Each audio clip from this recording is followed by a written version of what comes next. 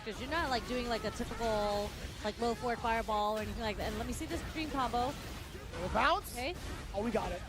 Kill rush forward. Uppercut as well. Kill rush once more. Damn, that's a lot of damage. And you still get 1.5 bars. You're about to build your second one again. I'm trying to see the second dream combo. You feel me? And we're about to see it in Do here. it. Oh, that would have been so Yeah, that would have been it if we canceled into the level 2 there. but he has to do it off of like a OD, right? Oh. Fake. Oh, that was sick. This guy is a genius. I almost ripped your arm off. This guy, Sekko, is a genius. That was godlike. That would have mixed me up. I would have been pissed. I was like, hold up. You spent your level 2 to make it whiff on me just so you can do this throw. Just to bait out my parry? That's kind of dirty.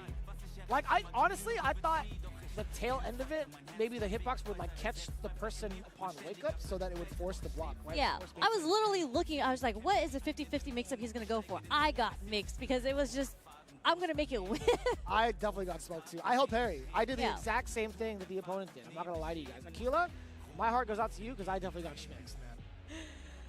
Okay.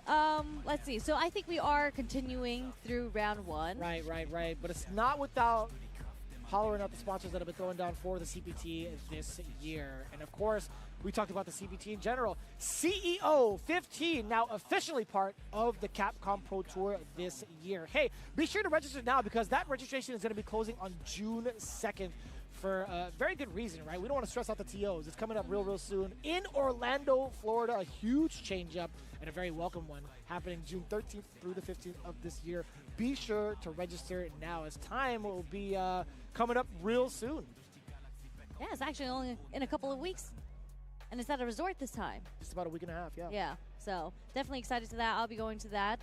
I'm definitely going to be there. showing up. That is for damn sure. It'll be my first CEO return since, like, I want to say, like, 2017, 2018. It's been a while. I went there last year. I did go there.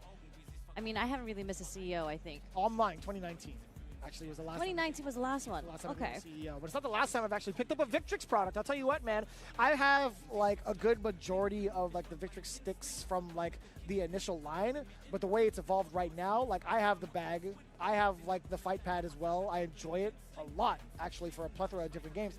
But the Pro KO looks really clean. Yeah, I had that, and yes, I gotta show y'all real quick, but. This is, again, brought to you by Victrix. The creators, it's award-winning Pro BFG controller, the Pro KO leverless, which you'll see Vicious holding in a quick moment, and the Pro FS arcade fight stick. It's all designed for gamers who put victory above everything. And that's true, because I made it out of pools, and I'm using a Victrix stick. Damn, okay, girl. You got it fully customized, though. Well, no, I guess. It's still a Victrix stick. Yeah. And I have my wrap on it. But look, I was saying, this is like my favorite color because purple is my favorite color. Look at this. You know, anodized purple. The best part is the rubber band on the bottom, right? I personally don't like it in the wintertime when I'm playing on my stick and there's like a metal bottom because it gets really cold on my lap. I hate that. The fact that it's like a rubber mat bottom, also the way that it stays too, because it's got that grip, it feels great. But most of the time, also, I kind of check out the buttons and the quality of it. Like you can hear the. I'm a clicker. You can hear me mashing. The default buttons on this stick feels so good. It really feels so good. But the best part too, you do have like these extra divots here to kind of add additional buttons if you wanted to the hitbox style of the Victrix sticks here. So again, really cool. I love the Pro KO leverless. I might actually pick one up for myself real soon. You guys should definitely do the same. One of the biggest aspects I love about this one too is being able to adjust it right out the gate, right out the back. Oh yeah. Being able to pop it out. I was trying to show that earlier. So sick. I am. So convenient, so sick, and it also has like a different stick on that comes with it too. They have like a bat top style as well. I feel this is wrong. I feel like I just lifted up the skirt of the stick and I was like, yo, check this out. Sherry, you do you. I'm not gonna judge you. Either way, you guys already know what to do when it comes to Victrix. You gotta check them out, 100%. And again, we are still continuing with more Street Fighter 6 action. This is day 2 of Combo Breaker. We're still in round 1 of pools. We will be in round 2 later today. But again, we will still be here. So we're just going to take a quick, short break. So make sure you don't go anywhere.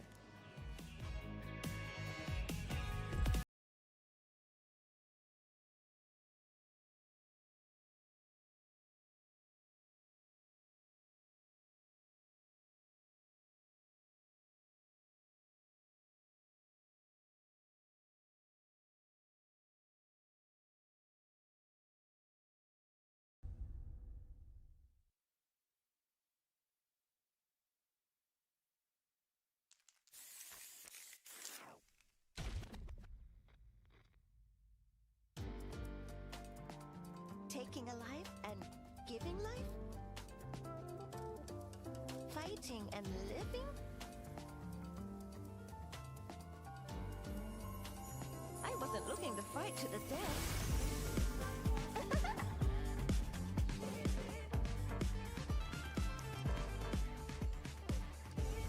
Time for us to dance.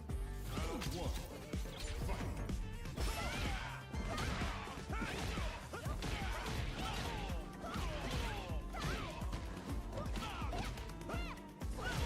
What do you say? How about you dance with me? Relax.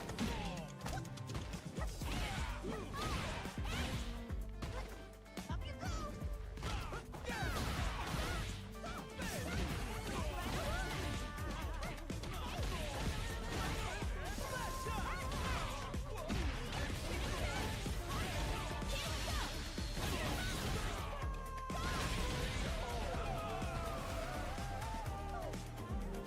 Oh, thanks. Nice fight. I'm ready to go. Yep. And open it. Got that sitting down. Round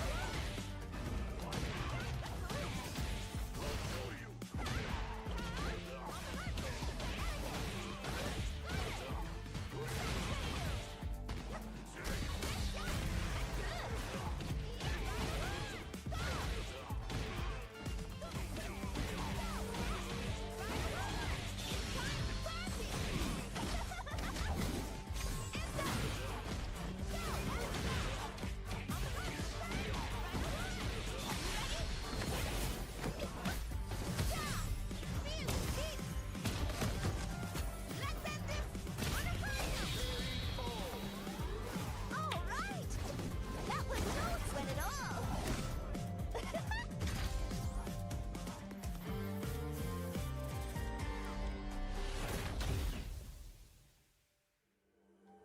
It's time to party. Healing.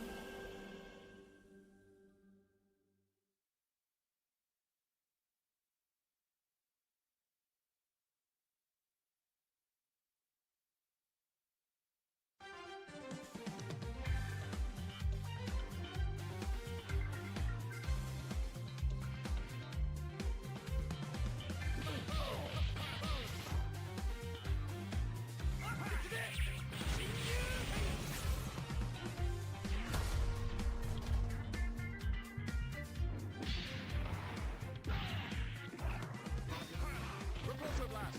Unity. Repulsor blast. Yes.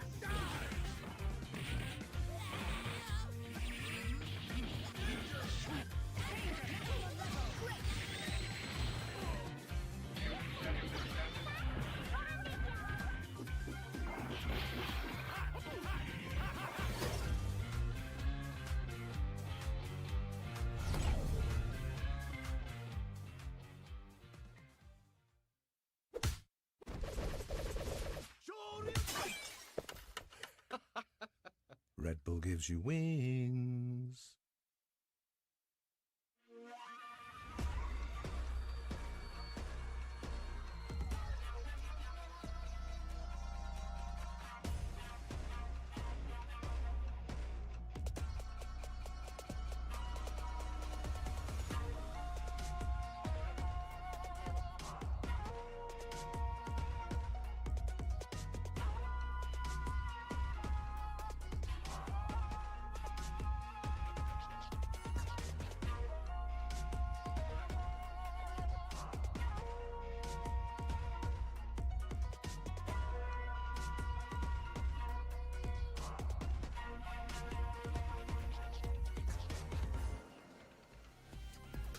And welcome back into day 2 of Combo Breaker. We're still in the Street Fighter 6 action. Hopefully, if you missed earlier today, which wasn't, I think it's only been an hour so far, there's still a lot more Street Fighter 6 action. And again, just in case you missed it, it's your girl Sherry Jennings, joined by none other than Vicious himself. Thank you. How you doing? Dab me up real quick. Dab me up real quick, Sherry, because you've been kind of killing it on the Capcom Pro Tour, and now you're at the official stop, like one of the official stops, right? I Yep. think it's such a great feeling to hear like some of our favorite events in like the North American scene now being a part of such a prestigious event, right? I think it's been a long time coming. It had to be a staple, right? Yeah. From Combo Breaker and now CEO, a lot to really look forward to in regards to the competition.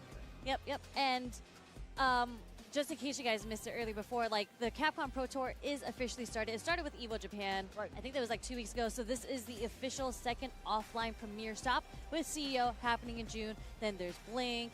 There's like brother. EVO, obviously there's EVO in Vegas. There's a lot. There are so many stops, man. Yeah. So like such a short time between each other. There's- Man, Yeah. it's kind of crazy. This feels kind of good. Like it kind of gives like a warm feeling inside because we get to see like a lot of like offline, That's right. Offline a lot is of back, offline baby. gaming Yeah. going on. It's a good recovery point. And then as we mentioned earlier, CPT, we brought back the points system. So we're going to see a lot more international players here, traveling everywhere, our players everywhere in the world. We love seeing that. Feels so good, right? Like I was kind of nerding out over seeing Momochi's name on the stream. Yeah. Right, as he was prepping to play his match. I'm like, dude, I haven't seen a lot of these players in the States like this in a very long time. And it felt like there was a big void. There was just, I felt like not a lot of incentive for a lot of the international players to come Yeah. through. For I mean, tournaments. it's a rough travel. It's hard. Yeah. It's so difficult. And I don't blame them. Like, it's not even just like logistically, right? You got to go through TSA as well. Yeah. That's a whole different beast. That's a different matchup. That's a matchup they had to learn over the years. But Oh, bruh. unfortunately, there are new bloods, new players coming in from all over the world. So that's a matchup that they're going to have to learn along the way. But Brother, these two players, wet Endgamer 3, kunai? yeah, that's a wet kunai. That's a wet kunai? That's a wet kunai. What does that even mean? Endgamer 3K, I've seen a bunch. Yes. I've seen wet kunai. I think I've actually had to play against wet. I've actually had to play against both of these players. Why are you saying quit so much? It's- How else would you say wet kunai? Just wet kunai. What are you doing? It's wet. You got it. Hey, you got it. I'm not even going to contest it. Endgamer 3K, we've seen a bunch over in like weekly events as well. Rocking out that jury. Been a long while. I feel like this is the first Cammy we've seen thus far in our pool. And today, yeah. Second jury for coming from Endgamer 3K, but Endgamer 3K has always been very, very solid. Yeah, no doubt. Picking a good character to be solid with as well. Both of these characters, again, seeing a lot of representation on like the upper echelon, right? But in pools, I don't think you see Cammy as often, surprisingly. Yeah, I feel like Cammy, as you mentioned at the higher echelon, is such a good character because she's so strong fundamentally. On like the gimmick side of things, she doesn't have like the strongest tools outside of like Hooligan. Right? I'm actually inclined to believe that as well. I mean, the only other quote-unquote like gimmicks that she would have is like spacing traps with dive kicks. Yeah, which is part of her fundamental like game plan, which I don't feel like it's necessarily a gimmick. Like that's Yeah, that's why I put it in quotes, right? Yeah. That's like the only other thing, but it's part of a tool. Part of a toolkit, I should say, yeah. That was a phenomenal answer, by the way. that was Being able the to build only that answer level one- really. Oh, true, yeah. I mean, water and burnout, yeah, it makes a lot of sense. Nice parry. Okay, and we get the side switch just for the 4-dash under. We're gonna build some meter here. Next sequence, if they were to get hit. They didn't get the chance to. I was gonna say, if what Kunai was to get hit, they would have dumped it into the level 3, built enough for the level 3 there. But nope. And Gamer 3 does a triple jab in his DP. A little slippery on the safe jump on that one. Wet Kunai not being able to complete if he wanted to. See, it's contagious. I am inclined to believe that What Kunai was a Ibuki player back in the day. Sherry, I hate you. All right. We get the throw, though. Endgamer 3K sitting at 3 bars, right? One big conversion could lead to a massive swing, not only just in damage, but also in the drive gauge department. But Wet Kunai not going to let that happen just yet here in the neutral phase of it all. To that jump, very fortuitous for Wet Kunai. Coming on in, being able to stop the Hooligan startup. And as we mentioned earlier, we love it when a player can check the air move, but also get the follow-up conversion. So it's really good situational awareness from Endgamer 3K that you're getting the jab that beat the Hooligan as an anti-air, and you're getting the DP after. We're going to see this full level 3 come out from Endgamer 3K to take the first game. Yeah, well within the range of that kill. You can see it too, like where the life bar was, kind of past that third bar of the drive gauge. That's like one of the easier signifiers to tell whether or not it's going to kill. So Endgamer 3K absolutely knew it. Finished out the rest of the combo in style. Yeah, I like that option select. We Like love that. You always got to force that against your opponent, right? You can't let them get free drive rush pressure off Yeah. of mediums. that almost got the recovery frames from the whiff dive kick. A little too late with the fierce there from Endgamer 3K. Now in the corner. Still managed to get the punish counter, huh? Cammy said thanks. I feel like seeing sweeps more often as part of the meta is kind of like satisfying, right? I love seeing people kind of whiff punish with that normal. From both ends, right? With both Jury and Cammy, we see Tom utilize that a ton. Yeah. Score that hard knockdown into whatever setup she wants. I think that's so critical in a lot of like certain matchups. Yeah. And speaking of the options to like with the ODDP, we see it from coming from Endgamer 3K too. So like clearly these two players, I feel like this might be like the winners finals to qualify out. They're both playing at a pretty good level right now. I'm inclined to believe that as well. The pacing, just like based off of the pacing alone, it feels like a lot more of an advanced level. And also, big check, Kunai. It's funny because the only time Kunai went for the mix-up with the hooligan, it got checked. So that's why I feel like Cammy isn't the best like character to sprinkle in the gimmicks unless you really have that mental stack. But fundamentally, Kunai has been doing really well. This is going to leave Kunai with like a little bit more. Next sequence will probably burn him out if he ends up blocking it. Yeah, which you might have to. Oh, there was a big bait. Actually, Endgamer was thinking maybe Kunai will put himself into burnout. There it is. Still got 3 blocks to his name. Actually, critical art territory. Kunai could possibly make a huge swing, especially if he lands his critical art cleanly. It forces Endgamer to go into burnout as well. Oh, especially now. Oh, you could have just done it raw. Oh, that could have been the biggest swing for Kunai. He knows. He knows. I saw him like tilt back in the seat because he didn't get his cancel like he wanted to. Is that with punish with the sweep? Feels good. Oh, could have been another one. Yeah, get off of me. You have to show those cards every so often. Or else it's just going to run over you, especially the way that Cammy's designed. She's definitely going to be able to take advantage of that if you're just too timid. Nice check. But oh, that's the other gimmick. The spin knuckle, the OD spin knuckle into the corner, straight into the level 3. And you never really expect it because like when people think about spin knuckle, you usually think about spin knuckle in the neutral to get around like the fireball game, right? But then you get hit by the OD spin knuckle in the corner. That's just feels awful. Yeah. Ugh. I got smoked by it. Like I was just watching it and I'm like, yo, there's no way I would have blocked that.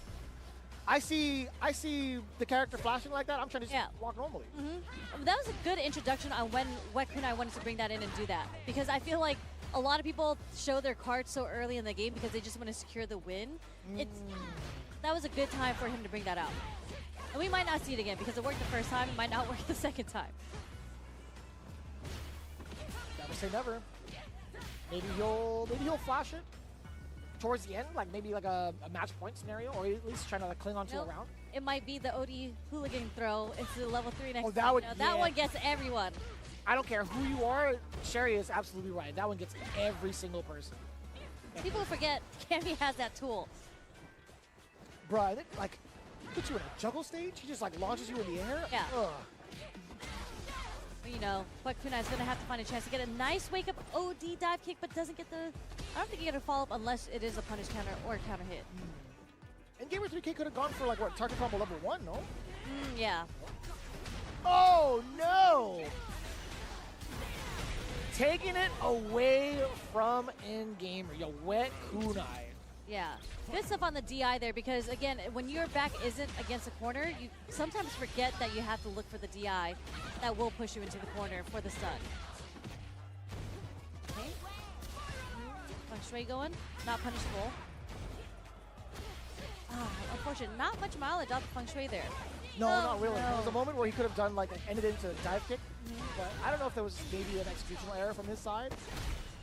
But Kunai, this is actually looking great for him, right? You set up Endgamer for burnout, 0 bars. You get the drive rush and harass right now if you wanted to do it.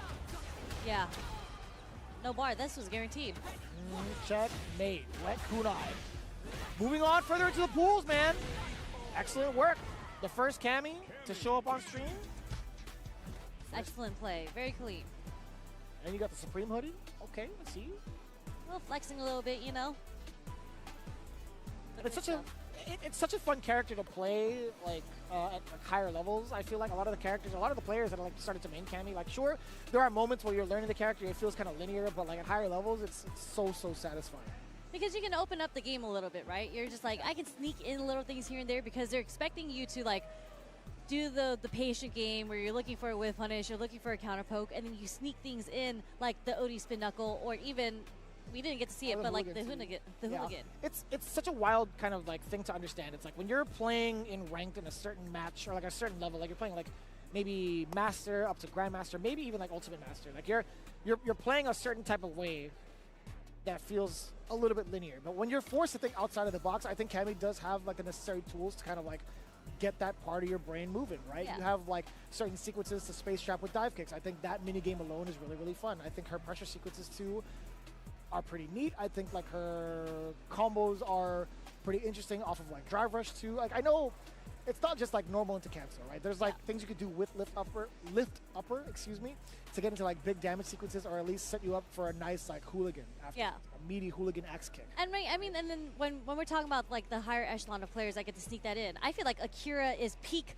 Cammy that gets to sneak in the gimmicks. Yeah. He does a lot of really well-spaced spiral arrows, and like you can't punish it, so it leaves you in a 50-50 situation because you're just like, are they gonna parry? Are they gonna DP? Or are they gonna, so you get hesitant. So we saw a lot from Akira over at Evo Japan, especially in his match versus Kobayan. It was so close. It was 3 out of 5. So like if it was, I think Akira had taken the first 2 games, but Kobayan was just like, you know what? I got this. Yeah, I got you. This is what you're gonna keep doing, because Akira was doing a lot of like ODDPs on defense. Like Kobayan wasn't able to get a lot of the resets going because of that. Yeah. Very active defense. So he's 100% known for that. Like I think his playstyle has been revered even in like Street Fighter V amongst his peers as like one that's never settled.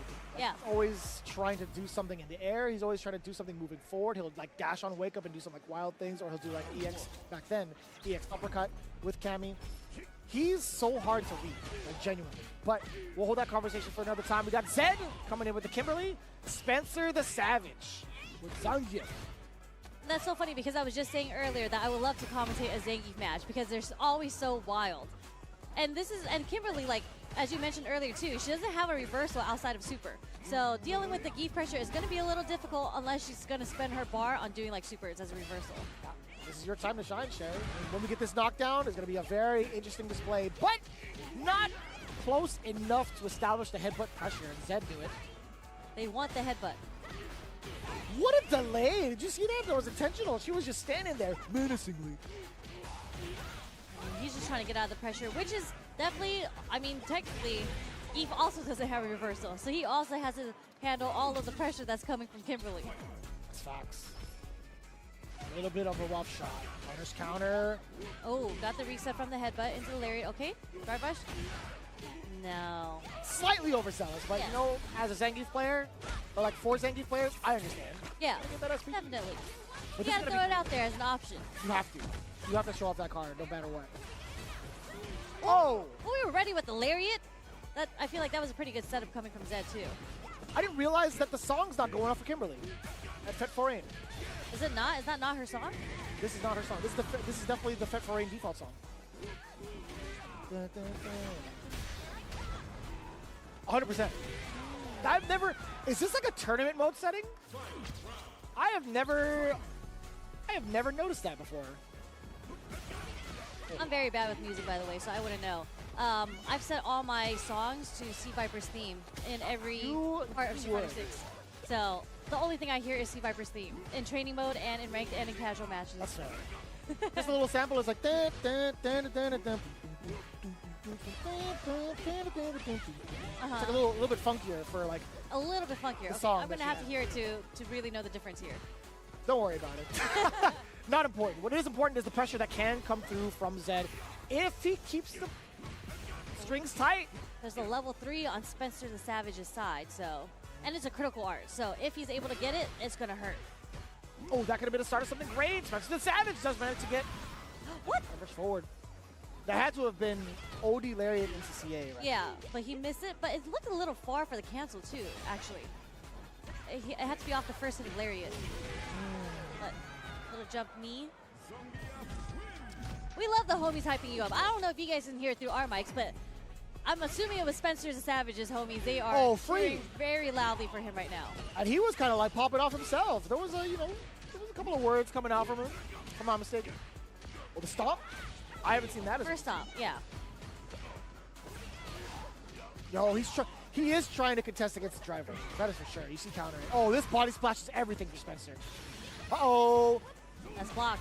Oh, wait, he didn't get the punish counter on the wheel kick. He gets a punish counter on the drive reversal, though. Oh, you're out of mind! That was a good DI. Super smart. Yeah. There was absolutely nothing really she can do. Actually, absolutely nothing she could do for it against it. She would have to throw. Possibly parry, but you'd have to be perfect, right? If you miss time to parry, you're in for it. My man went, ooh! Somebody was yelling that out towards the sidewalk slam. What was that, dude? I like that. Uh-oh, back throw? Oh, the DDT? This is huge for Spencer. Oh, no. This is looking a little rough because of the level 3 threat there. We're holding up because there's a level 3 we don't want to get. Nice jump back. Oh, we got resets of our own from Zen. Ooh! No way. Nice little shimmy. We're going to go into the critical art. A drop. Oh. Didn't matter. I don't know what you came to do with that lariat. I have no idea. It was a guess. He was guessing on whether or not she was going to continue the sequence and get the jump in after that. Dang. Regardless, they both have level 3 going into this second game. Great parry on the overhead check. You try to jump out of the way. That's what the hell stab is for, baby. Level 3 incoming. Yep, didn't miss the cancel this time. Right in the gut. So, Oh. alive. We got a chance. He was ready with the foot. He was ready with the boot. Okay, Spencer the Savage wearing the Utah Mountain hoodie. Okay. Definitely Utah Jazz, but I see you. There we go. Now I see Utah Jazz. Come on, man.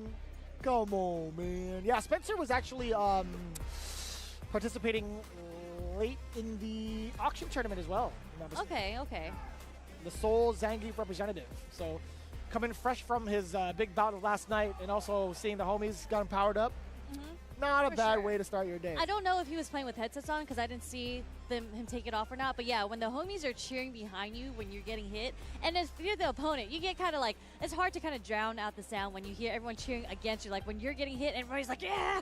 Oh, dude. It's hard to deal with. It's a different type of energy when like they root against you. Yeah. It feels like, for me personally, I'm like, oh, I can't wait to disappoint your friend. Oh yeah. No, that's how I feel. Wait. But yeah, when you have the homies cheering for you, it's definitely a good feeling and it hypes you It up. makes me nervous. Does it? When the homies cheer for me, like, yo, Yeah. let's go. It's just like, I hope I don't let these guys down. No, I get more confident. I feel like, yo, please stop watching. I don't want to let you guys down, And it man. gets me hype. I start mashing more. And I win more when I start mashing. I start mashing more too, and I start losing though. Oh. I can't be doing that. Sorry, you gotta learn how to convert that. You know, Justin tells me, he's like, you just gotta learn how to mash. Like, It's since true. I don't know how to mash. This I just can't do it. you double tap one button, you can hear me mashing from a mile away. There's Oh my God. context here, okay? There's a lot of context here. Mango Man versus Chris Wong, okay? The Chris Wong, all the way from Hong Kong. Falcons.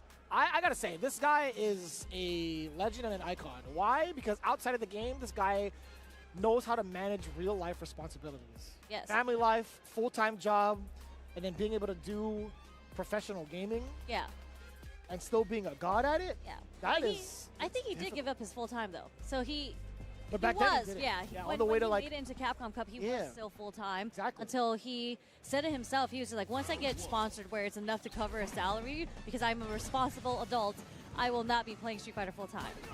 And it's funny that he decides to play full time Luke. So that's why I know his journey from so long. He did try switching up to Akuma for a little bit. Yeah, and funny enough, he's the Luke that I tried to model my gameplay after. Yep, Obviously, same. I didn't emulate it that well, but I do like to pick his brain. I'm like, so what was the idea behind the Akuma pick? Is that like more so towards longevity? Is that something you want to just like get yourself familiar with to either play against or play as in the future? He's like, you know what? Honestly, I picked Akuma because I admit that there's certain matchups where I don't feel as comfortable as Luke. So Akuma covers those matchups for me. They're not necessarily bad matchups per se, but it is an easier time with Akuma than it is with Luke. Yeah. That was like directly from him. I agree with him because I also tested out Akuma, and I can definitely see the differences between the characters. So Akuma is a great pick. But we're not even going to see that because we're going to see the classic Mai come from Chris Wong. Interesting. This one, I have not been able to pick his brain. No, I'm going to pour one out for my local Luke brethrens. We're not going to see that Luke for a long time, I guess. Yeah, that's me too. I love watching his Luke, and like him and Min RD when he does flash out the Luke. Yeah, I get hyped. Entertaining. So entertaining. But I mean, let's talk about Mango Man, TKC. Not familiar with what TKC would stand for, but look at the fussies. He is whooping some ass right now. Mango Man against Christopher Wong. Nice check on the drive rush there from Chris Wong. Okay, early level 1 to get the stocks. Definitely appropriate. Damn. What a wait. I like that he didn't go for the uppercut. He just waited for the dive kick to recover. That was genius. Yo, that was bad dirty. First of all, what side was that going to be on? An adamant fist also? That's messed up. I don't know if that was on purpose or not, because to do the 50-50 on where you're going to land into adamant fist immediately, I don't think you would go for an adamant fist in that situation. Unless you were like really trying to bait something out there. It was for throw for sure. It was okay. That was actually pretty clean. But to know what side you're on, that had to be like super practicing first. But okay, this is a rough spot for Mango Man, and yeah, you know what? Why not let it rip? This is the last 50-50 interaction there on your defense. Why not let it rip? Yeah, I mean, feeling good about that first round against Chris Wong. Totally understandable trying to go into it, but guys like Chris Wong, they're willing to get beat in the first round just to kind of figure you out. Yeah, that's a data collection round. True professional. Okay. Adamant fist throw. Nice overhead. Detonate. Look at the damage on that. Sweet Jesus, that's a third of the life bar. Damage. That's big damage. Oh, so much mileage out of these adamant fists, no? But unfortunately, the crouch fierce was a little too far. Tried to press the button after that too and got counter hit. Back-to-back throws, gotta get used to it. Here we go. Try to beat the third one. It's always number 3. Lucky number 3.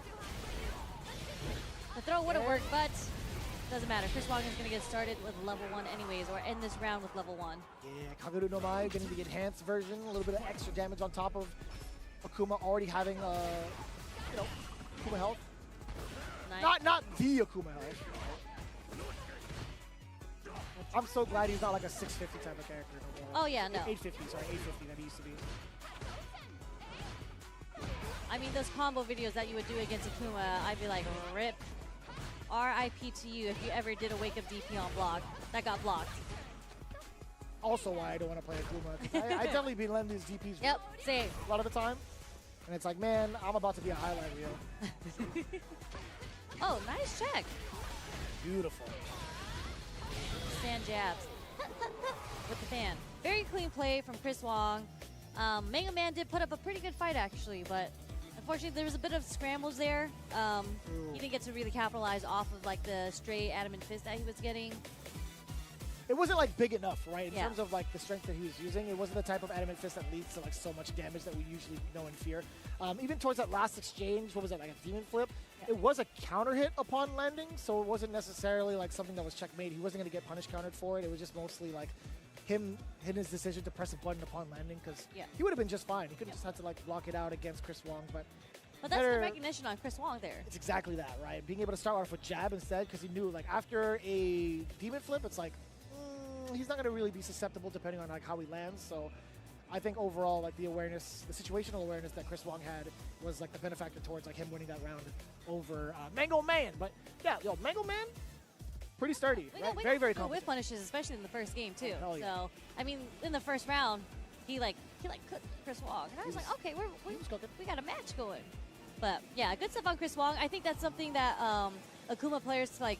That's how Chris Wong used to play Akuma too, right? So the delay that we talk about that Chris Wong was doing when Mango Man was trying to approach with the demon flips, right. Like you don't know what he wants to do. If he wants to do the kick, if he wants to just do the empty jump as we've seen, or even like an air fireball. Obviously, it didn't come from the demon flip, but he like waited. Either, right? Yeah, he didn't do the little chop.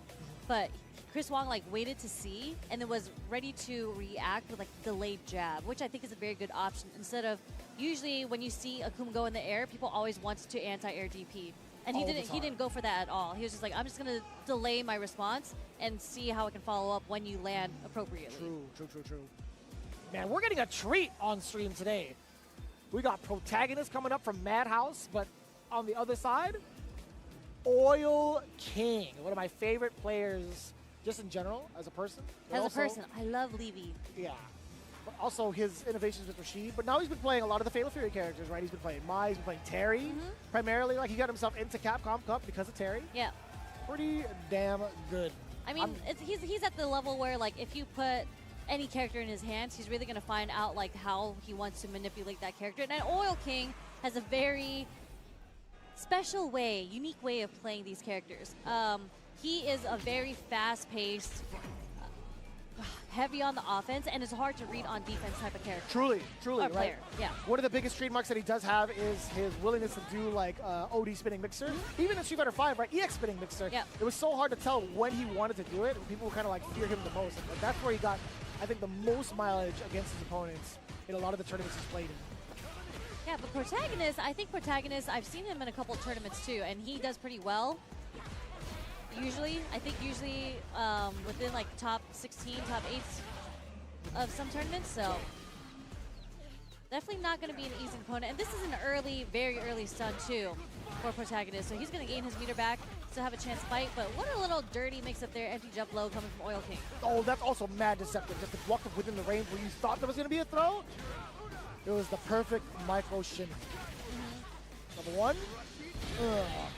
Like, understandably so, spending that bar, Yeah. securing the kill. Oil King, he had such a hefty life lead too, but plus the knockdown, I felt like he could have done like a mix, but what a true professional, just spending that bar. Yep.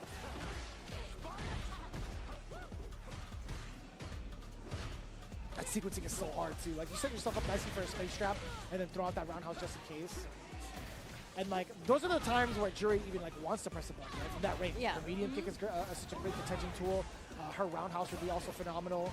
Even her fears. All of her heavy buttons from like that range just feels so good to press. Oh, But yeah. Oil King's been practicing pretty well against that range thus far.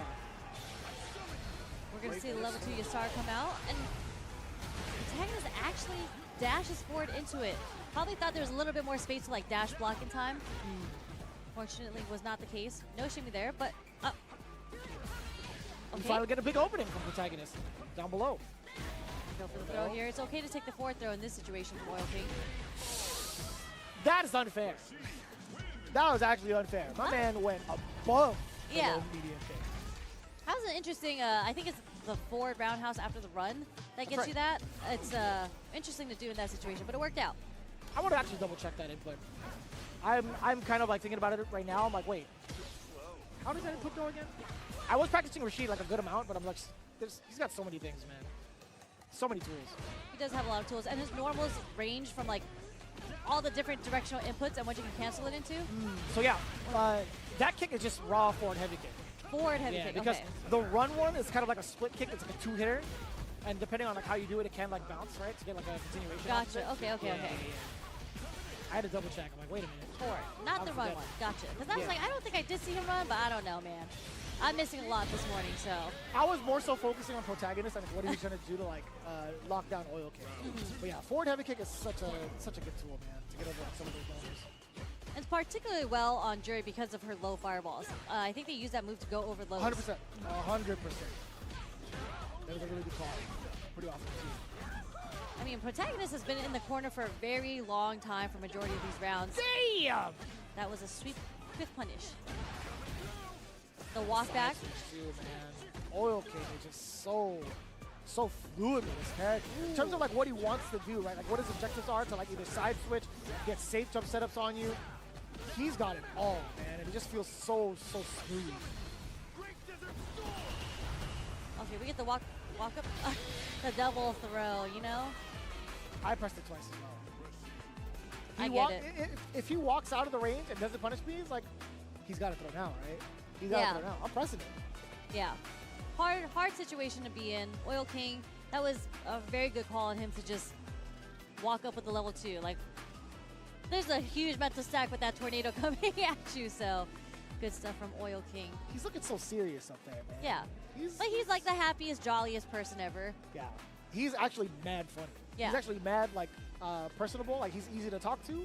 And also just, like, his presence is really, really positive. Yes. Like, legit actually positive. And it's funny because he does a serious face as a troll all the time. Like, he'll look at you with a serious face, and then you just have to start cracking up, and then he'll laugh with you. Yeah. So He'll say something really random and funny, and it's Yeah. like, all right, you got me, bro. I am sort of concerned when he has, like, the stern look on his face, but now it's a 50-50. yeah.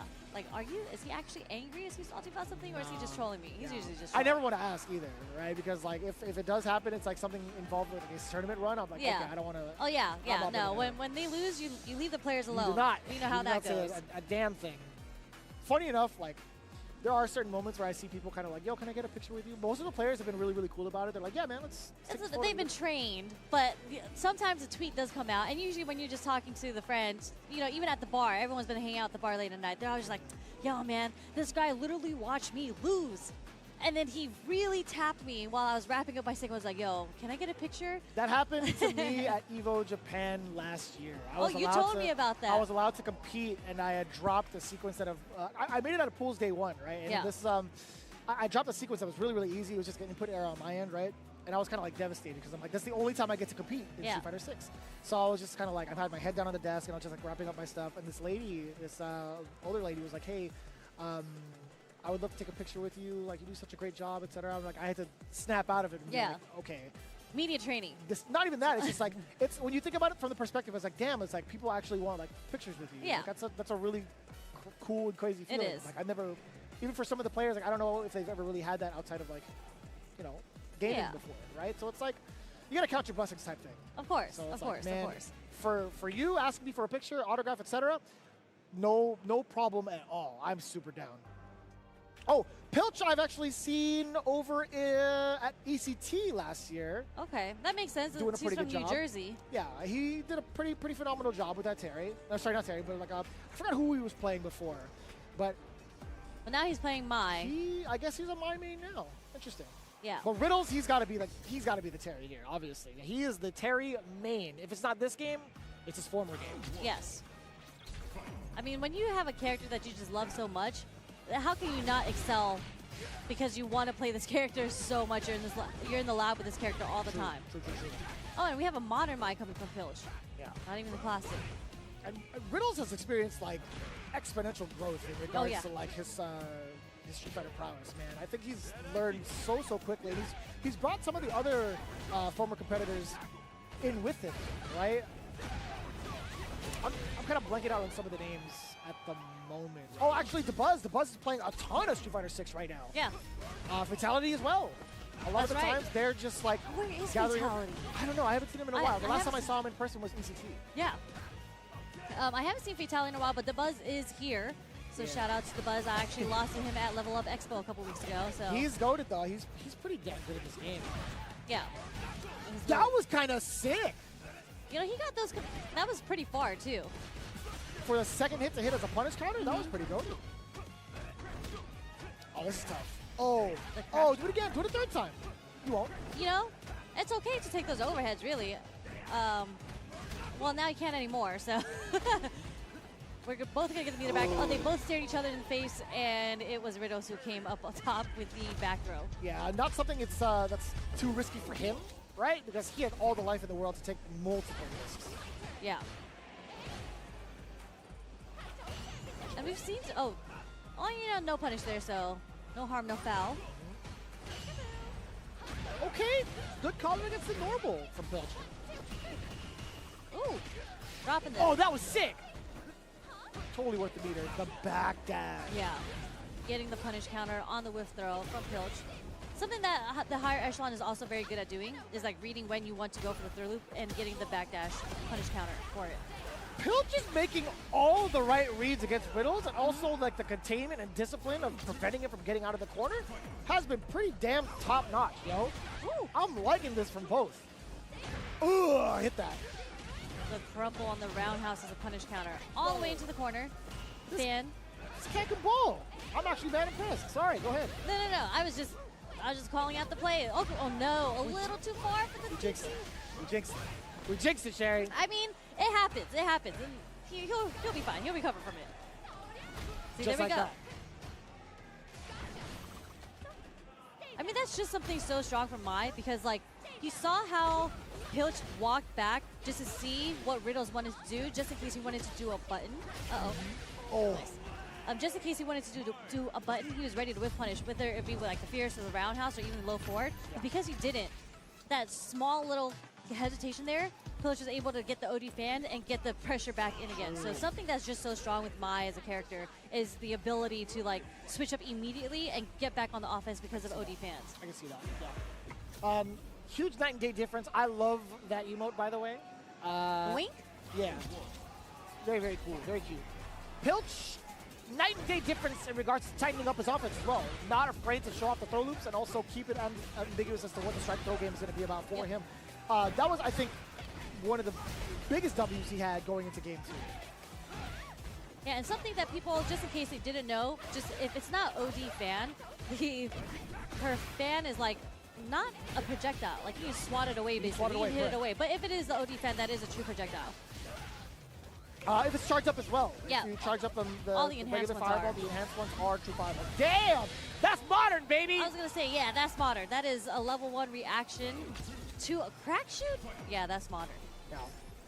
I feel like crack shoot is just slightly easier to react to in comparison to burn knuckle. Burn knuckle just flashes right in front of you and you get hit.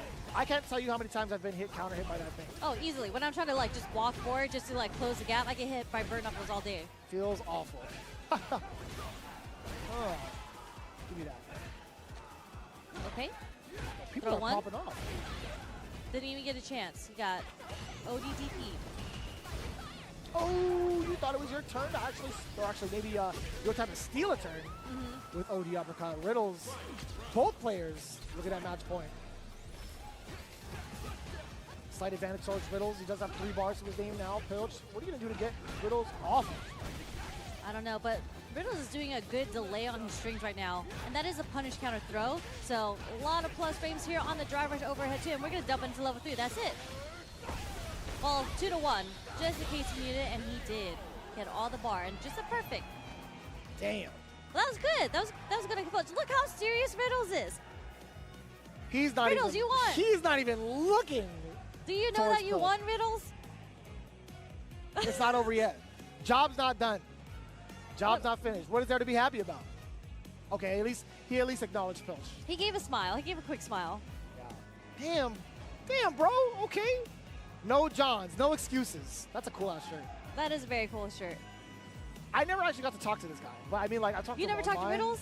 I mean, I've, like, in passing, like, online, I'm like, yo, good stuff at the tournament, Yeah, etc. yeah. But I've been watching, like, a ton of his footage. This guy is, I want to see him excel. I would love to see him at a Capcom Cup stage. He will Genuinely. definitely excel. Like, he's been growing exponentially. And to me, when you're, because obviously he was a top player in other games, right? And he'll be able to apply the same strategy and the way of thinking into this game too. Surely. But when he's so excited about this game, it gives me vibes of like Sonic Fox when I talk to him about fighting games. Yeah. When you are that excited, especially when you have your character in a game, to me, there's no way that you're not going to excel. It's just going to take a little time to get used to it, but he's getting there. Like, he's been consistently, and he's gotten top 8s in multiple tournaments already. So He's won multiple tournaments Yeah. as well. Yeah, even like the more stacked tournaments that we could ever have or asked for in the NA scene, right? There's like a tournament happening every day, Yep. but there's certain ones where it's like, this is, not to take away from any of the other ones, but this one on these particular days are like the powerhouse. Yep.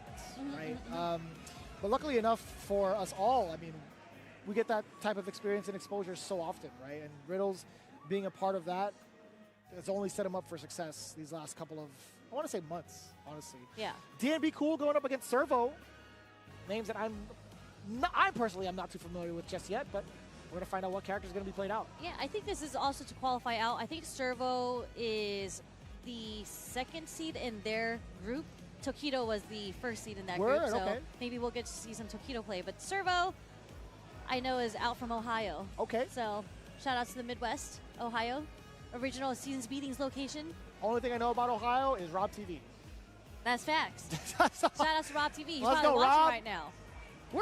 Where is Rob TV? Why I is he called not- him. He said he's not coming to this. It's like a 6-hour drive for him. So he said he might make a show. Like he might come through. You know, true Hollywood That's style. crazy. He's not gonna announce where he is. He's just gonna do like the surprise setup, stroll in, maybe during finals. Who knows? And JP's wearing a Rob TV fit. That is the Hollywood Rob TV fit on JP right now. Same shoes and everything. You got the gaiters on? You got this is a scarf with a trench coat. Truly.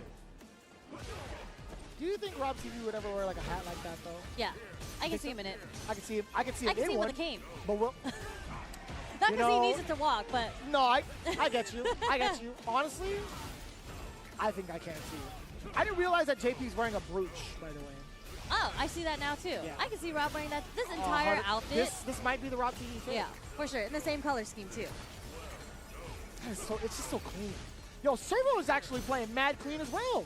Yeah, I think Servo, when I was looking up her match history, it's like she has a lot of local wins. So she might be the best in Ohio. I genuinely have seen the name Servo now. If I'm really like digging deep into my memories, I've definitely seen the name Servo a bunch. Oh, punish counter. You could have gotten so much more. Okay. But there we go. Okay. Nice one. Nice back throw. Oh, Actually, it was a punish on the fake ghost there. double departure. Set up the tree glove. Another departure right in front. I think it's also really smart to kind of try to continue your opponent with doing like departure right in front of them, fake ghost to make them think about it and hesitate, then send out a real one so that it interacts Yeah. with the departure by the time its time is up. Yeah, Servo's been in complete control in my opinion. Yeah. And like DMB cool. I think he's gotten his hits obviously, but he hasn't been able to like stay on the offense. Servo's been able to fight defensively and Yeah. get out of it, and that's kind of a more command grabs, but that's so funny. I just feel like you don't see that many command grabs with JP in general, and we've seen so many this morning. I agree with you. They're used very sparingly. Yeah. There's so much recovery on them, so in terms of the risk reward, it's not necessarily worth it. But if it hits, it hits. Okay. Actually, the dashboard interrupts the startup frames of the roundhouse from DMB Cool, so good stuff to Servo match points.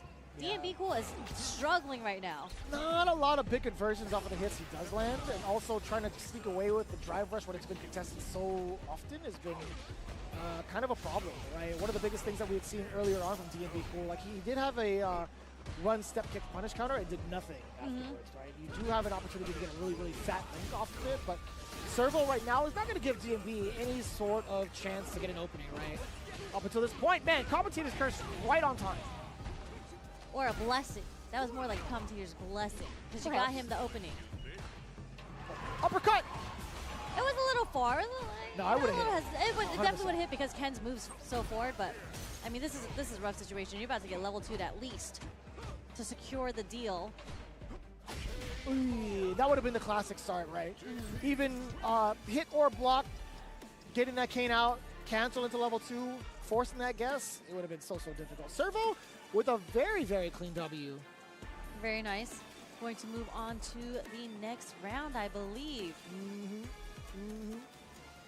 Sorry, someone moved the curtain. Yeah, no, I was freaking out. I was like, is somebody about to like, here comes a new challenger? It would have been like Rob TV, Shangoku Satsu. Because he heard us on Yeah. the commentary. He's like, I'm going to If teleport he there right popped now. up right now and like threw me off of the seat, I would have been like, you know what, it's yours, bro. With the suit and the scarf and the hat on. With the cane.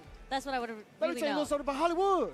Rob TV coming in for combo breaker. He would have done his whole spiel and like it would have taken Yeah, like very hours. smoothly. and hours. Very Yeah. smoothly.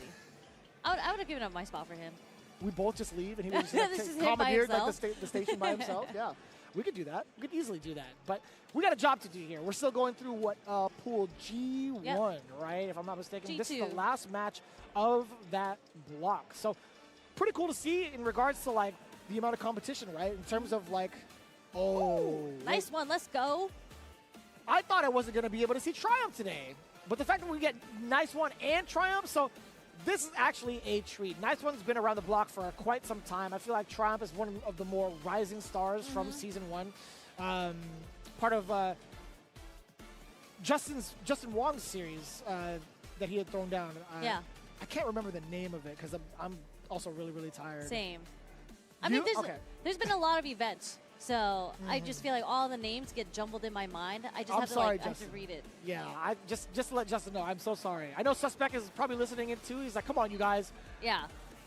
But easily one of my favorite. Both of these guys are amazing people, amazing players as well. I'm a fan of both of them. Triumph has actually been in a little bit of a character crisis as of late. He's been playing a lot of Akuma, a lot of Luke on Classic. He had just been exposed to Modern Mai, which we're going to see on the screen in just a bit. So he's low-key committed to this character in preparation for EVO Japan, and he didn't know who he's going to pick afterwards. But seeing him now commit to Mai, at least on this stage, is a pretty good sign. Yeah. And nice one, you know, out from, I believe, Atlanta, Georgia. He is from the South. Nice one has always been a guy player. He's about that Bushido lifestyle, so it makes sense that he is on the Kimberly. Oh yeah, most definitely, right? Like, I think very, very similar types of architecture. Archetype? Why did I say architecture? Hello, archetype? Pretty much. Architecture, say, I can see it. That was an accident. But both obviously very solid players, so definitely excited to see how this match goes. Yeah, Triumph is definitely a very aggressive type of player, right? Like, he can't play the footsie department if need be, but like his offensive sequencing is so very intimidating, right? I think he goes through this economy of like situations very, very well, better than most players that I've seen with how much experience and time he's had with the game. Genuinely. This guy's like a genuine gamer. He plays everything. He's definitely He's a locked in. DJ gamer, is that what you're saying? He's one of DJ, those- no, he keeps a very, very solid sleep schedule, but he definitely be he definitely be playing other games when he should be practicing, and I hope he hears this VOD because I'm definitely calling him out on that one. So nice one. I feel like the way that he's always, I've played him in every iteration of Street Fighter, from 4, Yeah. 5, and 6. Yeah. He plays it pretty slow in the beginning, but he plays the characters like Guy and Neutral like Kimberly. So very neutral based, but obviously when they get in, it's his time to shine, right? So he has the sequences, but I think he's playing, you know, a little cold right now. Like, we've seen him get the hits, but he's not getting the full conversions to get it started. So, you know, Triumph is on that. His foot Yeah. is on the gas pedal. He's going. And Kimberly heavily relies on getting your offensive started, right? We talked about that plenty of times with the other Kimberlys. Oh, this is huge. This might be that situation. And the side switch, beautifully done. Yeah, that frame kill with the teleport to make sure that Mai lands on her knees and is airborne is so smart from Nice. Here we go. This actually might be a sequence and a half to get yourself into the W, into the next round while maintaining your buff. But there was so much scaling involved. Triumph is definitely going to be living off of this. No, he did. I lied to you. I lied to you. It was the last pixel, though. You know, it was just the last. I definitely thought she was going to be living. I'm not going to lie to you, Chad. I 100% thought she was going to be living. Oh, That's wow. messed up. That was messed up. That was messed up. But he didn't get the conversion off it, so Nice One was able to mash jab out of that situation and get the counter hit. Coming on top of the scramble, but this is where we're going to see Kimberly shine, and as I say that, he gets back thrown. Oh. He's about to get burnt out. I think he got hit by a Raw too. Level 1. Sorry, not in time, actually, for Triumph. He did commit to the throw, though, right? You saw the animation. Off we go. Back throw. Okay. Damn, Jump counter back. hit. You're burnt out, so... Oh, there it is. He was looking for that earlier, but he actually got the back jump instead of the neutral jump to punish the drive rush. So Triumph might start realizing that's how Nice One is reacting to drive rushes, especially in Burnout. He might just go for the drive rush DP next time. Off to a great start again. That actually hit. He was committed to the tick throw. Yep. Right? A little 2+ there with the hits done. Excellent use of the parry there. Didn't even want to try to contest against the mix. Oh, help! I was scared. I didn't know she was going to recover in time or not. But good stuff. Was able to parry the bomb setup, the spray can setup, but not enough. Nice one. Laying down his pressure. He's starting to get him moving. We gotta get that. Yeah, we gotta get that corner carry. Level 1. It's gotta be blocked. Uh-oh. Funny enough, we haven't really seen Triumph kind of go for like a level 1 ender for the damage or like the buffs. Even the wake up level 1 against Kimberly, I feel like is a pretty good option because of how offensive Kimberly has to be. That is fair, yeah, that's fair assessment. Holding onto that meter, not being able to utilize it. I hope you don't regret that decision in the morning. Nice one. Get the forward throw. That is a beautiful counter medium punch. Yep. No meter. used again up until this point. Okay, I was gonna say, like, you have to spend it at this point. You have to. You have to spend the level 3 in this way for sure. But if we, you know, hindsight 2020, like if he was able to get the level 1 anytime earlier in this round to get the enhanced, he definitely would have gotten that very close amount of damage without having to spend the level 3 there. I agree with you. But again, this No, is I agree hindsight. with you. It makes a lot more sense too. Like if you're just looking at the damage output alone and the sequencing that he had earlier, it would have been so much better for him. He could have probably maintained like a bar extra going into this round. Nice backdash, the big read against the throw. So pivotal to get your momentum back. And look at the amount of damage plus the carry you get on top of that. Off of that single read. Doesn't go for the throw. This time it does work. Can't really punish that target combo. What a reaction. There's that level 1 we were talking about. And hold up. And it hits! And this is actually going to burn Triumph out. And this is critical art. It's not going to kill, but it's going to do a lot of damage. That is rough. Oh, you're 2+. You burnt him out. You got to recognize your 2+. That was actually kind of wild. Triumph even actually managed to get a micro set back. A slight one. Could it have been this time? Could it have been this range? I'm inclined to believe that maybe he was 2+. Yeah. So it could be like a combination of both. Because he... Hence why Triumph was able to walk back, right? Oh, that makes a lot of sense, actually. Yeah. Damn. It's so satisfying seeing people like backdash out of grabs. I don't know what it is, but it's just No, like, because it's a hard read. Because if they went for the meaty, you would get cooked.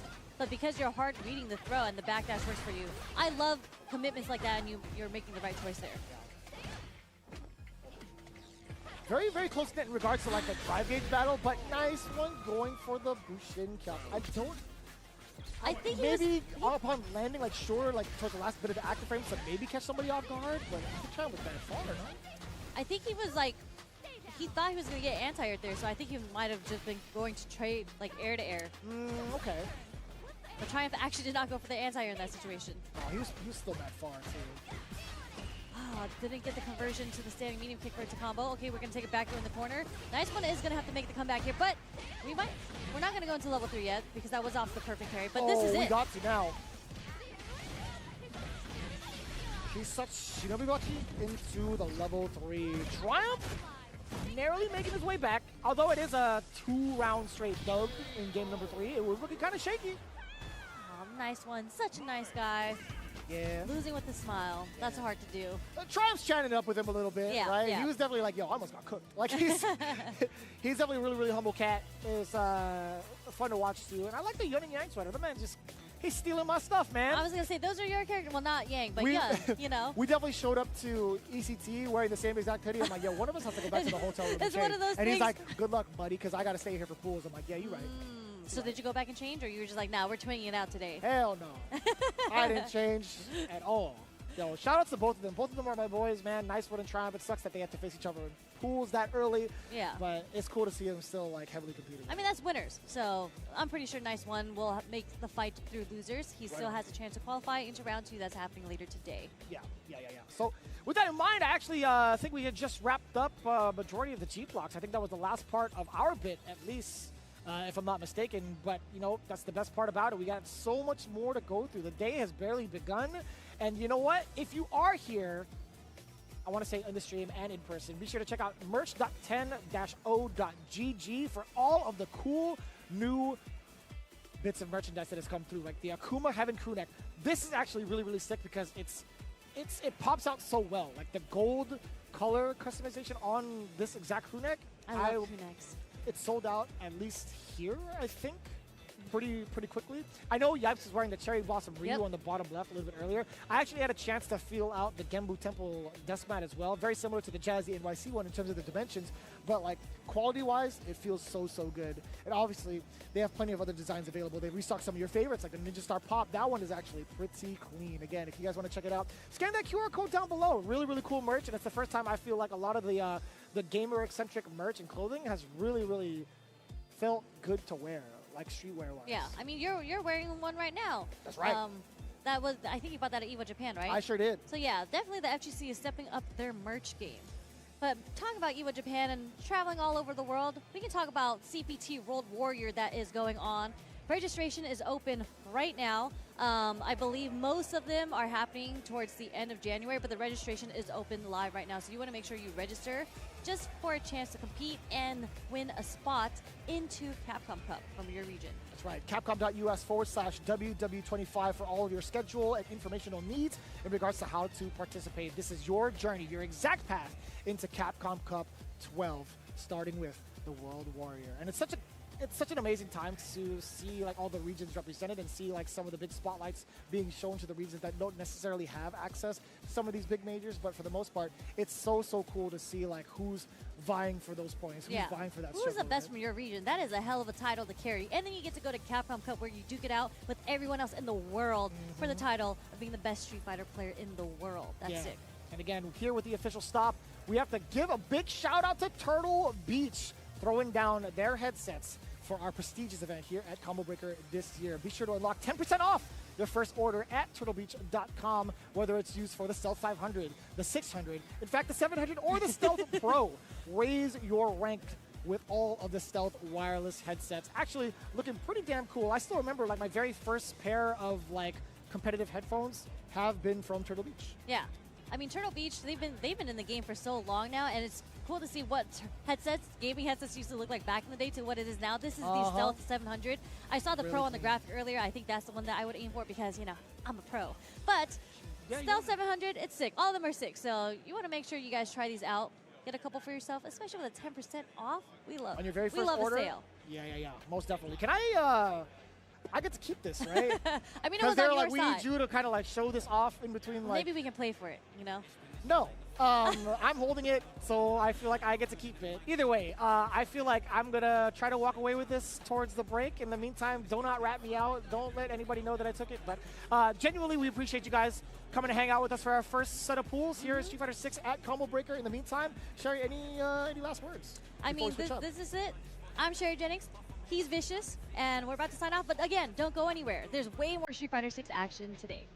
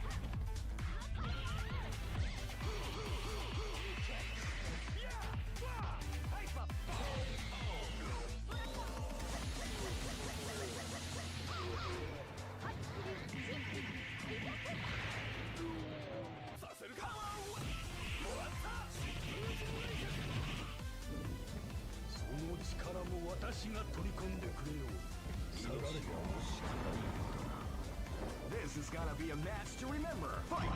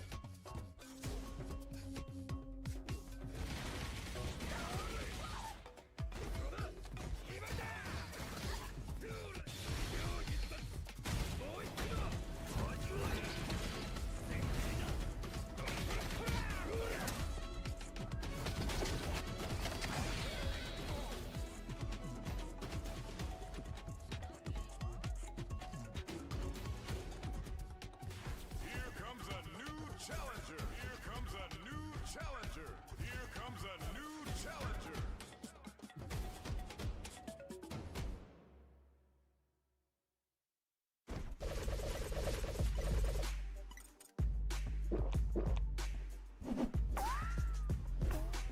Red Bull gives you wings.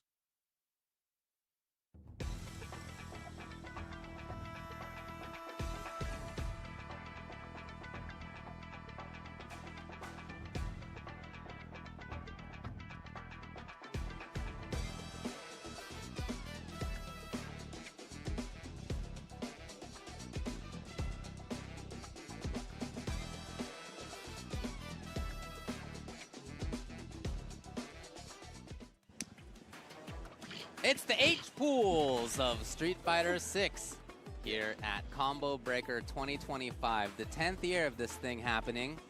Pretty incredible that we're all out here for some more Street Fighter 6 at this point. Can you believe 6? Sometimes Street I think to Fighters. myself, do you remember when Street Fighter 4 was announced? Yeah, because I was older than most of you watching.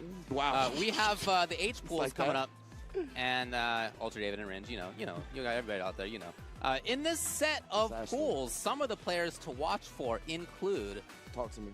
Fudo, Ooh-wee. Eita, Okay. Yamaguchi, Shuto, Kosa, Mena RD, Naji, Ryukichi's in here, Zaffarino's in here, and a whole host of others. All kinds of top players. All kinds of really All kinds strong of top folks are players. going to be in this one. So that's going to be exciting. In addition, of course, all the names that we're used to seeing, right? We're going to be seeing players that are on the come up. In addition to that, right? Combo Breaker is one of the premier places that everybody really travels to, especially this year. We got even more of an international presence than we had in past years. So it's going to be a great time, baby, from start to finish when it comes to Street Fighter 6. Exactly right. Yep, always a super, super fun experience. And since there were over 1,300 players, we're still doing pools. We had a full day of pools yesterday. This is not even the end of it. There's another set of pools after this in the I block. At that point, we're going to have narrowed it down. It'll be later in the second set of pools. But here we are still in the first set of pools, taking a look at a lot of players. And I just went through some of the folks to look for. But one of the cool things about events like this is that you always learn a lot more about the scenes. Yes. You always find a lot more players who you may not have known. Folks who get up onto the stage and prove their stuff. Some of the people who are here as much to hang out as they are to play the games. Absolutely. And it's always nice to know more about the community aspect of what's going on here. Who's here rather than just who's going to win this thing. Absolutely. Always representing the scene, getting a closer look. And this is a lot of the time where we get our first glimpse of players that go on to do great things, Yeah. right? Is in pools at major tournaments, getting to see their journeys and whatnot. It's what we've seen time and time again throughout being in the fighting game community. And today, we're going to have Owain and Saturn stepping up to the plate. Two characters we're used to seeing, Ken and Cammy, lethal in pretty much everybody's hands. Very, very strong ones. Oh, yeah? Okay. And one of the interesting things to look for in an early pool, well, early in the pool in this way, is what the players' toolboxes are. Because these characters have a lot of different tools. Wow. And what you have to do as the player in these early pools is figure out, what does my opponent think his tool set is? Exactly What are right. they going to be doing? Is it the whole box? Is it a few different tools? It's up to you to figure it out. Because everybody's got their favorites, right? Everybody got their favorite options that they tend to lean on, especially in moments of high pressure or intensity. And yeah, it's really cool just to see Owain already and Saturn. And Saturn has busted that out multiple times, right? That's what we were talking about. With the hooligan grab, what shenanigans are they gonna bring to the table? How are they gonna answer things like me jumping? We saw the air throw from Saturn as well, right? So a lot of unique answers, and really identifying those as early as possible will lead you to success. Yeah, very Oh, quickly. no. Close towards the corner. Could have been more. Still moving on. That drive gauge is in trouble. Okay, voluntarily. But you get the corner out of it. Maybe the kill. Yeah, absolutely. Oh, definitely can be worth, but if you can't keep the momentum up, then you put yourself at a susceptible position like we're seeing now, right? Owain really able to kind of abuse the neutral a little bit. Saturn, you can see, hesitant on about what to do with no drive meter available. That's going to open the door for Owain to get the level 3, freeze that burnout timer as well, and really try to close out this match. Looks like no drive rush on that parry attempt. Unfortunate for him, but nonetheless still has corner control. See for how long, though. Oh, DDP to close out the round as Saturn was about to get their drive meter back, so that was close. And that might have been Owain figuring out what Saturn's toolbox is. There have been air approaches. Oh, surely not intended. Now we got the corner. Owain here. Saturn, what's the response? Maybe intended DP. Yeah, probably. Saturn maybe like a little bit. Oh, let's go. I was going to say, Saturn might be a little bit off their game because I think after that throw tech when you were like, the DP was there, right? Surely that's not what they were getting at. Spiral Arrow a lot of the time is that answer for Camis after they tech throws, right? So, yeah, someone might be trying to short the execution a little bit, but keeping it tight on the pressure string does whiff the fears. And Owen able to take advantage of Saturn, probably trying to walk back after that. Always something to learn in every different match. Let me tell you, man, as you know, back in the arcade days, like, folks would go there and just watch not just the best player cab, but the other cabs too, because there are always ideas coming from every angle in fighting games. Yeah, that's the thing, man, is that it could be any level. It can really open your mind up to something brand new that you didn't think about before, right? Because it's what we talked about with people favoring certain tools. Yeah, exactly. And you might be like a veteran fighting game player, right, that is so focused on like the grounded buttons or the walk speed or something like that. And somebody could bring something now that you haven't even comprehended before. So, Some of the cheapest stuff I ever figured out in the older games was just watching somebody mash on it. Yeah, Like somebody who didn't know what they were doing even. exactly, yeah. Just seeing him mash and like accidentally coming out with some geniusry. They're like, whoa, I could intentionally use that. Man, it opens up a whole new ball game. Tried to parry after that. I actually like that idea. Right now, though, Okay. Owen air to airs. Yeah, it's a pretty good option. Certainly one of the options. There's another great option, obviously. Yeah. And I always like the air-to-air option, honestly, on characters that have a dive kick. Any character that can alter their air trajectory, I'm a big fan of people just going up and trying to air-to-air them. Oh, but right there, we got the proper anti-air DP, not pressing nothing, parries it up. Yeah. Figuring it out. Yeah, All right, Saturn, it's on you now to throw a monkey wrench in here. What's the change? That might have been it. It might have been the intention anyway. Yeah. Going out with the OD Spiral Arrow. This is costing a whole lot of drive meter, but again, look at that. Every time there's an air-to-air close enough like that, Saturn busted out the air throw. But again, now has sacrificed the drive mirror to try to get this offense going. Owen not flinching. There's a little bit of pressure. Oh! Here this time, he had been actually very on point with them previously. Sweep attempt as well, just blocked up. Very airborne approach. Wow. Yeah, and the drive rush low from long distance, trying to sneak in the overhead, but yeah, the opponent's got to be conditioned to sit there and block on that one. I don't know how those two ships passed in the night there. The drive rush crouch medium kick along with the hooligan dodging each other. Now we got a level 3. Into what? Into, oh, check! That could have been for the game. Yeah, indeed. Oh, Saturn only needs, uh-oh! Can't Could all fall apart. It's going to be here. How are we going to end this? Wakes up with a CA wristed all. And that's the thing, right? Olane had been blocking a lot on their Oki. Has been going up, just making sure he didn't get hit by any type of reversals or anything like that. So it is done. And yeah, y'all are done too, brother. It's 2 out of 3. Yeah, there it is. Yeah, but even if you know that, sometimes, especially if you're not used to being on stage, it's nerve-wracking. Not just in the sense that it makes your combos tougher, right? You can't think straight sometimes during the match strategically. But it's also like hard to keep track of where you are in the match, right? Yeah, like, absolutely. Has it been 1 game or 2 or 3? It's kind of hard to follow. Nah, Shout out to 100%. Owen, moving on. When you get like Or caught probably up. just Owen, I guess. Oh, you're probably right, huh? I mean, it depends on what country he's from or what country the people who Owen. named him are from. Whatever, bro. A couple different ways to go on that front, but shout out to him. Oh, Wayne, yes, indeed. Loving what we're seeing so far. But yeah, man, it's definitely easy to get lost in the sauce up on that stage, 100%. It is. Especially if you're It not is. used to it, right? Yeah. Trying to focus all of your energy, everything that you've done beforehand, all that prep time, all that investment. This is where it pays off the most, right? So it's very easy to not even realize you won the set. Like, I don't think he even realized he won the set at that point, yeah, right? he's He was like, like, oh, was we're that done? two already? Sick. Yeah, yeah. Like, yeah, sweet. I've been there. That's all right. I get it. I get it. Again, though, lots of really, really strong players to look for in this. It's been super fun to watch what's gone on in this tournament so far. There haven't been a lot of big upsets, but it's been really cool to see players show up in the ways that you expect them to. Like, that, too, is really compelling to see somebody who you know is legit and has prepped and is, like, a fun player to watch actually show up through it. Yes, indeed, right? Because that's what it really takes in the process. Like, you could do all the investment and the prep, but do you have it on the day of? It's another skill set entirely. As we got Jamie the Kingslayer. See, we got Game of Thrones fan in the building, along with Shredder35. I was going to say spoilers, but it's not even a spoiler. That's how he actually gets introduced in the series. You're not a Game of Thrones guy, huh? Oh, man. I'm thinking about reading it. Well, whenever he finishes the series, maybe. But I'm not a big TV guy. So you're that's never all. going to be into the I story won't. then. Yeah, right. Because, he's never going to finish it. Yeah. So there you go. But yeah, so we got Jamie the Kingslayer. Oh, is he going to be rocking the Geef? Ah, Zangi. Geef versus Aki? Ooh. Testing the buttons. This is going to be a fun one. As long as they stick with these characters, actually. But that is the real mystery, the real mix-up that us commentators have to go through. 2 super fun characters. Oh, Yeah.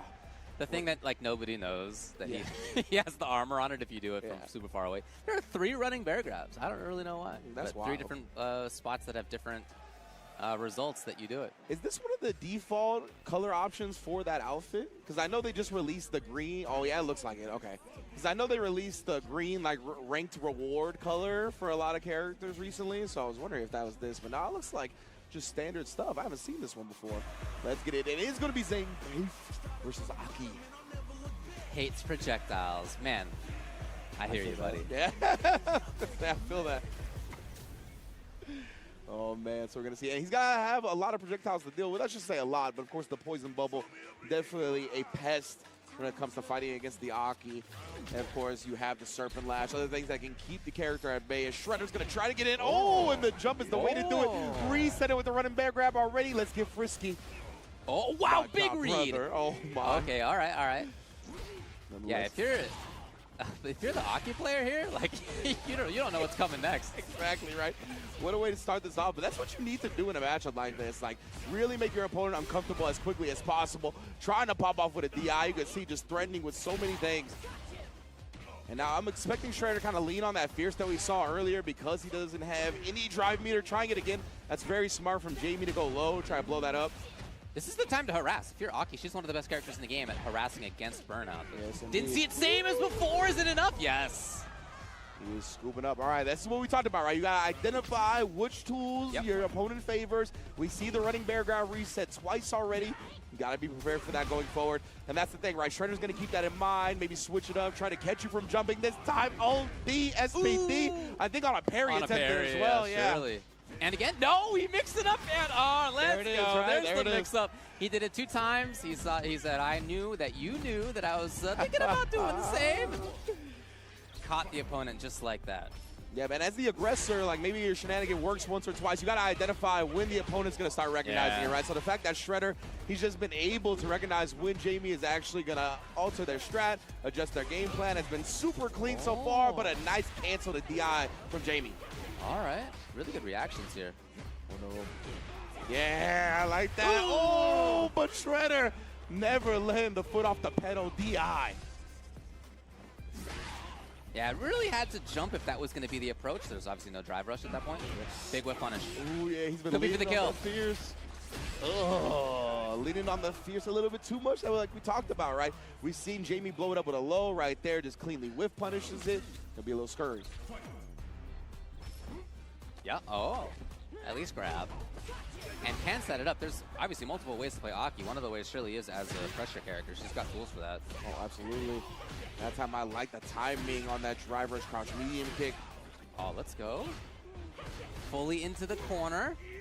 Just like that, the tables have turned. The DDT, but committing to the headbutt this time. Jamie waking up with his DI, puts him back in the corner. Full fade. Oh, maybe for the kill. Level 2. There was a 3. Is that right? Speaking of which. Uh-oh. Talk to my loyal fans. The CA coming out from Zangief is going to do massive damage, but he's still got a ways to go. Oh, look at you don't got a ways to go. My bad. No, there's one SPD versus a parry. Okay. Yeah, legit, right? Like the level 3. It was one away. Actually put him one command throw away from getting that round, but Jamie does hold on to it. Going to tie up the set here. And again, this is best of 3, so winner of next match moves on to winners. Yep, taking a good turn right there. That was there in range. Jeez, that had some distance to it. Yeah, it did. Here's the pressures we've often seen. That's been the go-to. Confirm. Single hit confirm pretty easy on the down forward. And now just like that. Shredder got it for the round. Big got it. DI, SPD will be enough. Shredder puts himself on set point. Very back and forth. Yeah, most definitely. Both players are not surrendering much to the opponent, right? Really trying to stand their ground and establish their own neutral. Right now, though, Jamie, he's been getting a lot of mileage off that drive rush crouch medium kick. This time catches some reach and a nice little whip punish as well. We in the corner, but waking up with it. Never scared, and the throat chop switch up again from that running bear grab or SPD we saw from earlier. Oh, here's the chance now for Jamie. Yes. Oh. Could kill, depending on the route. Got him. Match point for both. Without any meter spin as well. They're coming into this last round locked and loaded. A pixel away from 3 on both sides. Oh, huge start. All the way in, Half-Life taken off just at the very start here. You don't see the neutral headbutt just like counter hit like that off, and that was violent, brother. And now, I mean, 50% shaved off like that, but you get a little bit too ambitious with the wheel kick. Take him to the corner. Double. Oh, we could have had the big bounce. That would have been sick. Got him. Shredder looking to close it, Oh. and does. He knew it in advance. The arms were already up. I was going to be Shredder honest, I sure 35. didn't. Shout outs to my fella in the Penta shirt. Always want to shout out the fellow wrestling fans. But yeah, man, unfortunately he went down to the wrestler, right? He was not the one representing the wrestler, and it came back to bite him. Zangief coming through once again. Always love commentating the character, honestly. Super fun, yeah. And I really like seeing moments like when there were the 2 crouching jabs into running bear grab, and then immediately instead into the forward fierce. Like that kind of stuff. That's like what makes fighting games for me, is like the little mix-ups like that. Like, that's the fun part. And then like against a character like Aki was especially good as well, right? Who doesn't have like an OD reversal to bust out with. So that would be like your common answer if you wanted to be like, okay, I want to throw both, make them like actually bait out my reversal. She didn't have that until she got super meters. So that was definitely a great strat to implement. And he read it perfectly when he was going to adjust as well. So yeah, big ups to our Zangiefs out there. Love to see it. One of the cooler characters, IMO. Oh, most definitely. I mean, but they both are. That's to be fair. I don't play Aki. Yeah. But also very cool. Absolutely. I just never want to play against Geef, but very cool indeed. never trying to do that. But besides that, very cool character. Aki indeed as well, right? I think she's super cool. I love the like her trajectory throughout Street Fighter 6 as well, right? She like came out. I think a lot of players were like, like I feel like this character got some juice, but it took some time to crack her open. Then she got some quality of life changes in addition to people learning the character, and now she just seems extremely, extremely deadly. Today I learned that there are at least 2 players in the North American FGC going by the tag Baba Ganoush. Here's another one, Indie FGC. We got one in SoCal. I was like, I've never seen anybody else go by Baba Ganoush. I saw the name and I was like, at least 2. Is it the SoCal fella? No, it's not. And then on the other side, Brotherman Bingus. That's a good name. Bingus is great. Bingus is a good name? Bingus. Brotherman. What a clan. Did you ever... I'm sure you didn't. What? But my brothers and I, when we were growing up... I'm an only child. If we were very bored, we would take out the local address book, and we would find the stupidest names that we could think of. Like, that was That's what you guys were doing? We did do that a few times when we were super bored, nothing else going on. Who has the stupidest name in our town? So for me, my whole life, I have really cherished both creating and finding other people with hilariously stupid names. And I was going to say, that's one of your pastimes when it comes to making gamer tags. Like I love online games. I love it. I spend much more time in that than in character creator. Like the name, I think about the name the night before. Like I spend time on it. Name creation. So let me just say, Bingus is great. Good work. Brotherman Bingus. Brotherman Bingus. Excellent work. Oh, man. Did they have the phone numbers in the address books? They sure did. Oh, so you guys called I could call. No, we didn't, but maybe we should have. Okay. So, yes, hey, man, what's up with your name? It's pretty weird. I don't know if that would have been cool. Yeah. How's what were your parents Bingus? Tell me about that. Oh, but anyways, Brotherman Bingus is playing the DJ, and up against another Aki and Baba Ganoush. All right, representing Indie FGC as well. Oh, no. It's a very strong scene there. Yes, indeed. Got some great players. And Bingus, though, we're going to put the Brotherman on the map here. Actually just catching her, trying to take her turn during the Soba kick. And the snipe with the crouch medium.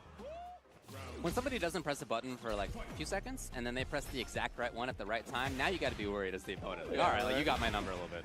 100%. And remember, DJ being a charge character too, he was parked down back just in case there was any jumps or anything like that, right? He had a lot of options from that situation, so that's frustrating from Bingus for sure. Or excuse me, for Baba Ganoush. Yeah. Trying a bit of offense. Aw, a little tricky offense. Spin. He's spinning. Nice whip punish, but nothing to follow up with. Got to be pretty quick on the draw there. Yeah.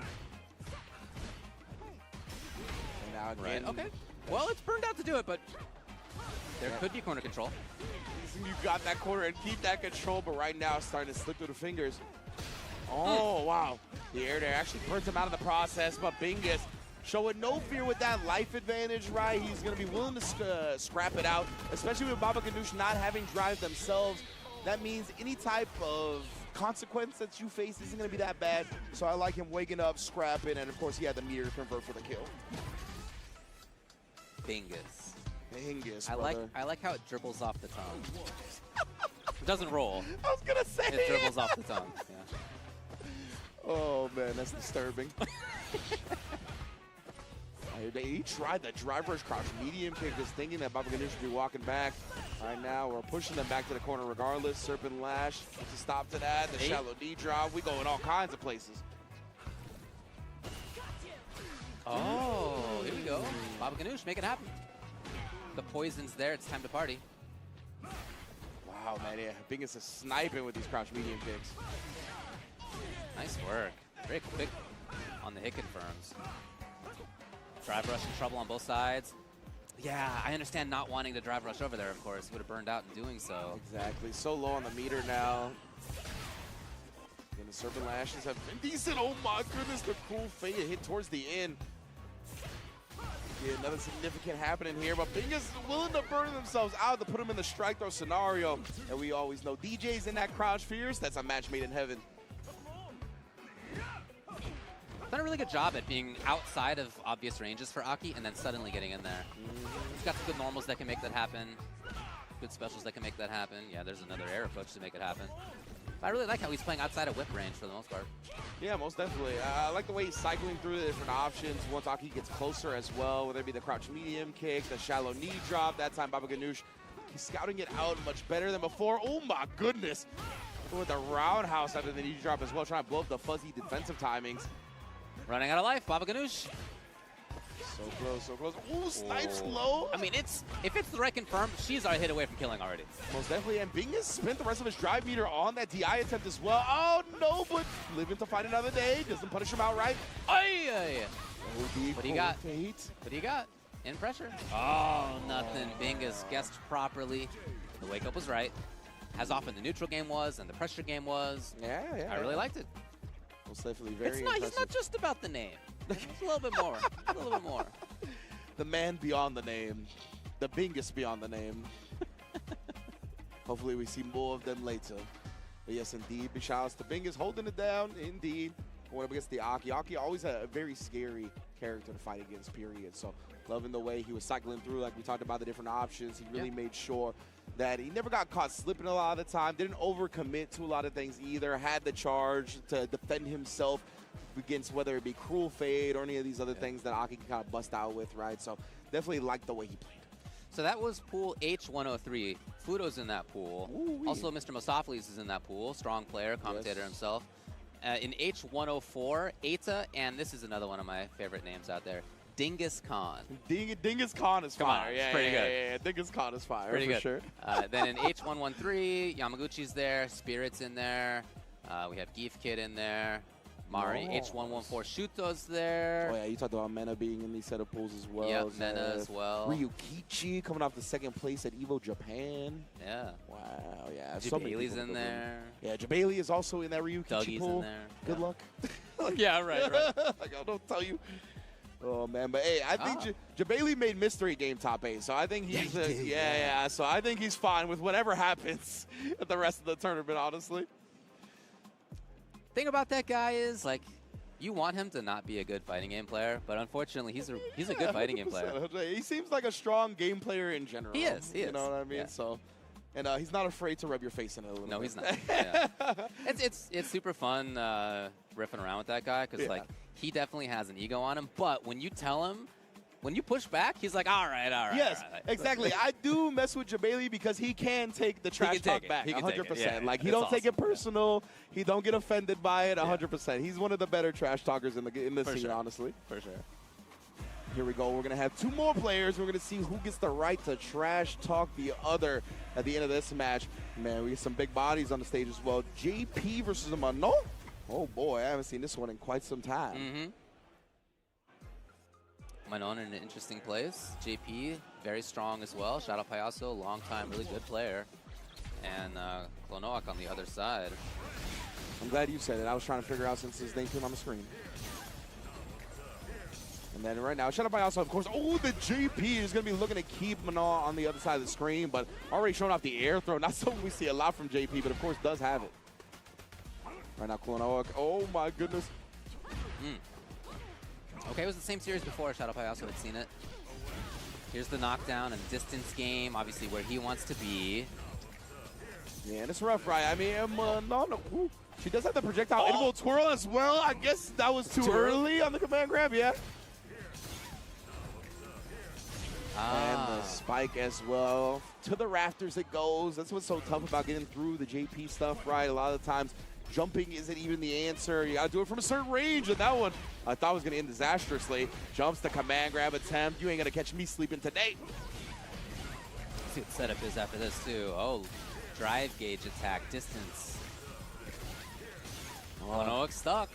And right there, Shadow Payaso, right? He's like, I have the corner, but I'm gonna stay right here. Like, oh man, there's gotta be more than sweep in those situations. He has had 2 big jump-ins, and she could have had considerably more. Missed probably the up kick there, I would think. EX up for the anti-air. Yeah. Now back to the other side of the screen again. You know, if you're Shadow Payaso, he's playing it perfectly, right? He's like, I'm not even going to go towards the corner, have some type of back throw incident, mess up my meaty, get in close quarters, but I don't have to, right? He's actually going to take the screen space and make his opponent prove that they can get past the JP game first. Oh, perfectly anti-aired as well. That's one of the fat rewards he gets as well for the anti-air starters. And just put him to the other side. You got to deal with the ghost, the spikes, all of that. Good luck. It is tough. I mean, it's tough to navigate for a character like Manon. She just doesn't really have the tools for it. Yeah. So the way that you have to approach this is thinking, okay, I'm going to lose a lot of my life on my way in. Fine. Yep. Once I get in, that's where it's got to be. This is the moment now. Regular grab. Oh, yeah, but as you mentioned, you got that's the name of the game. Yeah, you got to make those moments when you actually get in count the most that they can in matchups like this, right? So right now it's tough to get there in the first place, especially in the capable hands of Shadow Payaso. He's not going to be doing anything predictable or linear. We get a command grab here. Try to get the sweep. I ain't even mad at that, honestly. Yeah, no, I get it. I get it. We're going to get the level 2 out. They could survive because they're not quite in burnout yet, but does get clipped by the high spike. It'd be like that. No overhead protection on that one. There you go. Shout out Payaso. Like I said, really good player for a long time. Seen him at the Chicago Major, whether it's this or Frosties or previous stuff for a long time. Shout outs to that. Looking good. Yeah, it's a tough one for her to navigate. Yeah, right? 100%. As it is, she's not the only one who has a tough time. But you have to think, once you get in, it's got to be, he did have these 2 jump-in roundhouses that did connect. And then there was sweeps. Yeah. It's got to be hit confirmed time. And 100%. I understand easier said than done, but like that's it. Like that's the game. Yeah, that's your exactly, chance. right? Like, especially when you do get a jump in. Like, that should be like automatic 35-40% off their life bar, and that's going to make you feel better about playing the rest of the round, too. You're like, oh, my goodness, finally getting some breathing room. You're going to get Oki after that. So, yeah, definitely a couple opportunities slip through the cracks, but, yeah, it's tough to get in that situation. I mean, like, she has one of the shortest drive rushes in the game as well, Yes, right? she so does, yes. it's, like, very tough to even use that to, like, time getting past the projectiles. Like we talked about, she has the projectile info twirl, but you also got to be close to use that and, like, never really in range to do so optimally. So, unfortunate. But now, stepping up to the plate, Chris Chaos. I like that name, honestly. It's not anything, funky too much, but I like the alliteration. Going up against Wash Your Hands. You're damn right. See too many people go to the bathroom and then ignore the sink. You see it. You see it. You do see it. You do see it. It's too much. I'm glad this guy is spreading awareness and messages. You need to wash your hands. From Canada, too. Yeah. Got a lot of Canada representation here at Combo Breaker as well. Honestly, from everywhere. It's been a dope tournament so far. And obviously, Combo Breaker every year has a lot of attendance and entrance. But, man, now, like all the tours being here as well, the point system back for CPT. We see so much of an international presence. It really does feel like the throwback days when we got everybody under the sun here to play some fighting games. That's what we're seeing today. Another JP. JP. My From man, juggle Ontario. points. Wash your hands. Chris Chaos, Bison, first one on the stream in this block. Okay. A little bit less common than he was at one time. Yeah, definitely. legit. When he launched, everybody it's constant. had a pocket Bison. Felt like it was like a third of like the high master ranks at one point. It was really high. Legitimately. Yeah, people were like doing challenges like how quick can I get to legend with Bison? And right there, you saw Chris Chaos showing no fear, but this time committing to that fears can get you killed, especially when Wash Your Hands is scouting with an empty jump, or excuse me, a neutral jump and then empty jump there to get the low. Doing a really good job at being patient in this neutral. Yeah. Excellent job with the neutral control. Excellent job at not getting knocked down. I mean, of course, what Bison wants to do is he gets that one chance, and he set up the bomb, and he pressure, and that could be it. Can he block? Yes! Nice. This is huge for Chris Chaos right now. Gonna go into the OD legs here, and as you mentioned, plant the bomb. What we're gonna do with it next here. About to explode. Boom. Right now, just applying that pressure, really shaving off the drive meter on Wash Your Hands' side via that block string. OD is what to get past the spike. I like that idea. No air to air. Oh, dude, one of the biggest in the game. That jump range. Yeah, man, that jump medium punch is lethal. Too close. Oh, I would have thought so too. The sweep trying to get you walking back, the stomp in front. This is Chris's game. No! Oh, unfortunate. Yeah, got caught walking back by the crouch medium kick, and then that gave him enough advantage to frame trap him with the stand medium kick. Level 2 has put him in the corner as well. Uses the last bit of his OD for the gambit, and it pays off. Wash Your Hands going up 1-0. It can be a risky idea, Oh, yeah. but it's a yes or no for you to win the game or not. I understand that, yeah. And, of course, yeah, with that OD departure on top of the opponent, heavily weighted in JP's Yeah, favor. definitely. So, love the confidence from Wash Your Hands right there. Big neutral jump. Yeah, really good control. And then again, right, just playing around that departure range. Ooh, caught him with a low as the spike came out as well. Chris Chaos was trying to avoid all that. Here it is. There has not been Wake Up EX Amnesia yet. I think Chris Chaos is a little bit worried about it sometimes. But I'd love to see him pressure more. Here it is. Right now, oh, just outside the range of the button from Bison. And of course, Stand Fierce. It feels like it's always in range. Yeah. It's one of those things. That's, oh! Again, big neutral jump. And that's one of the things that I think JP is really good at, though, right? It's like these spacing traps. He's got weird spacing tools that other characters don't have. So usually when you're used to reversing a button in a scenario, it might not be the best idea to do it against JP. Back throw scramble. That's decent for Chris just because it gets him out of the corner. But honestly, in this life deficit against JP, he's such a tough character to come back on. Yeah, the question is to what effect, right? I mean, he's got to get in close and actually make things happen. When he has been close, he hasn't been able to. Yeah, I love this from Wash Your Hands as Very well. patient. Oh my goodness, yeah, he's been committing to that Stand Fierce, and it's been dangerous. We've seen Wash Your Hands neutral jumping a couple of times. There still has not been the amnesia that it seems like Chris is a little bit worried about. Showing a whole lot of respect for that. Hey! Carry on the jump in, punish counter throw damage, not enough. Okay. Well, I was gonna say it was one of those multi-hitting moves, so it's a little weird to punish. Try to go with the crouch medium kick outside range once again. Yeah, man. It's tough, it's tough. It is tough, yeah. But hey, as you were saying, really good control by Wash Your Hands. Good predictions on scissors. Really good pressure when he needed it. Really good footsies in a lot of the situations. Checked a lot of movement. And then he was really patient defensively. Again, he didn't bring out EX Amnesia. It wasn't about that. It was about him kind of waiting it out, and he was right. Yeah, and I even like that attempt with the where he parried and then did crouch medium kick at the end because it's a multi-hitting move. So a lot of the time, if you try to go with like the Stand Fierce, right, that's like something that would definitely got Bison in range. If that was a parry on the first hit, you would have just got demolished. A lot of the time, players like to DI in those scenarios. That could have been a funky one, but like the idea to fortunately slip through the cracks. And yeah, the JP was just in control. These JP players, they know how to get through pools, right? The way we're seeing them play, like we're not going to overcommit. We're not going to try to play close quarters combat to get woke up on or start getting put on the defense. Let's stay on the other side of the screen and throw stuff. Make sure you prove you can get in. Really good character. Oh, yeah, absolutely. I really cool, like JP. Really cool character, too. He is. Like, we're part of the JP is actually cool crew, you know what I mean? 100%. So, like, sorry to those that think get he's pissed sick. off by the character, but he's dope. Yeah, Like, come on. That's just how it is. Like, Sending out definitely. ghosts out there? Yeah. See the size of his chest? Come on. The size of his chest. Proud man. Back day not ignored either. Man, it's Yeah. built like a brick house. Yeah. He doesn't even hit you with his limbs. He doesn't even No. hit you with the arms or the chest. Yep. He uses the cane to do so. Doesn't need it. Very impressive, honestly. Goals, as far as I'm concerned. But here we go. We got Zarurdo Papachuro going up against a buddy like friend.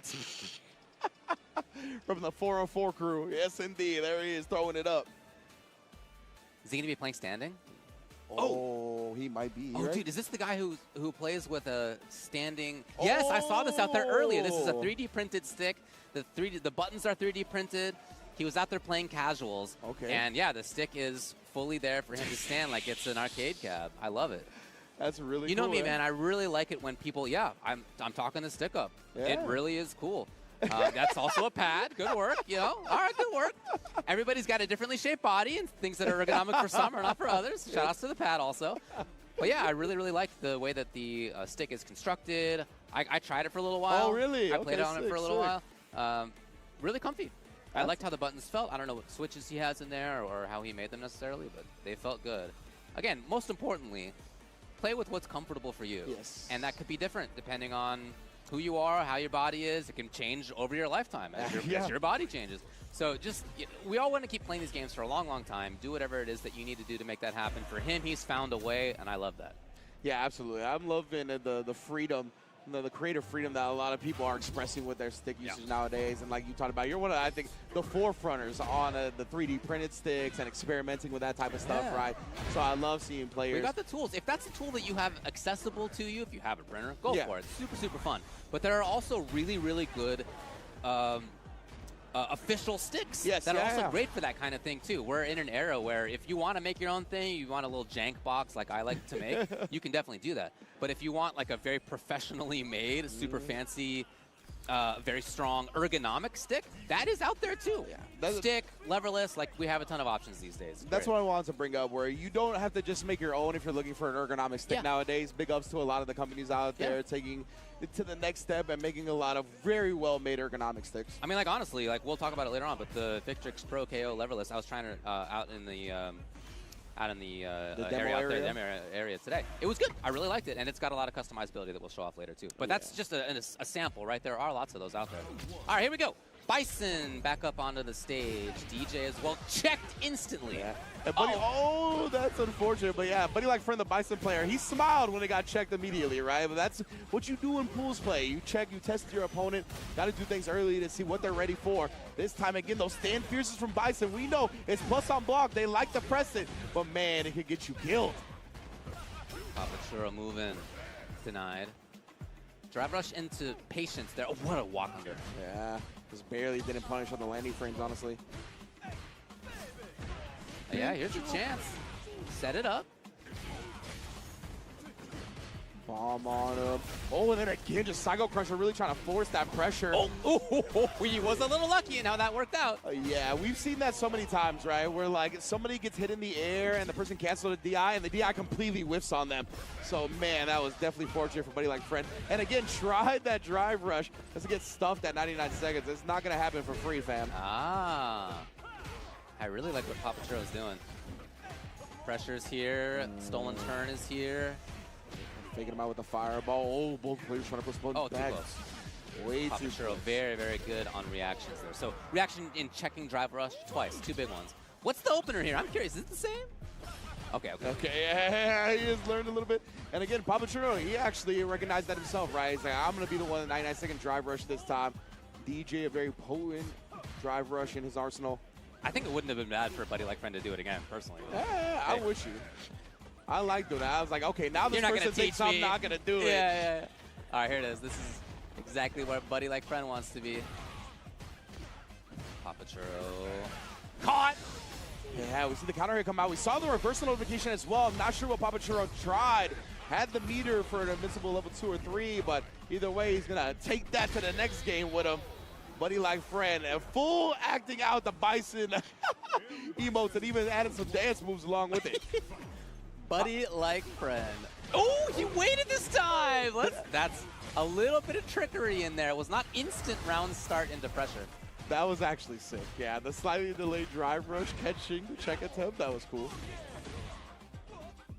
And he's out of there. Oh my goodness. Yeah, I don't.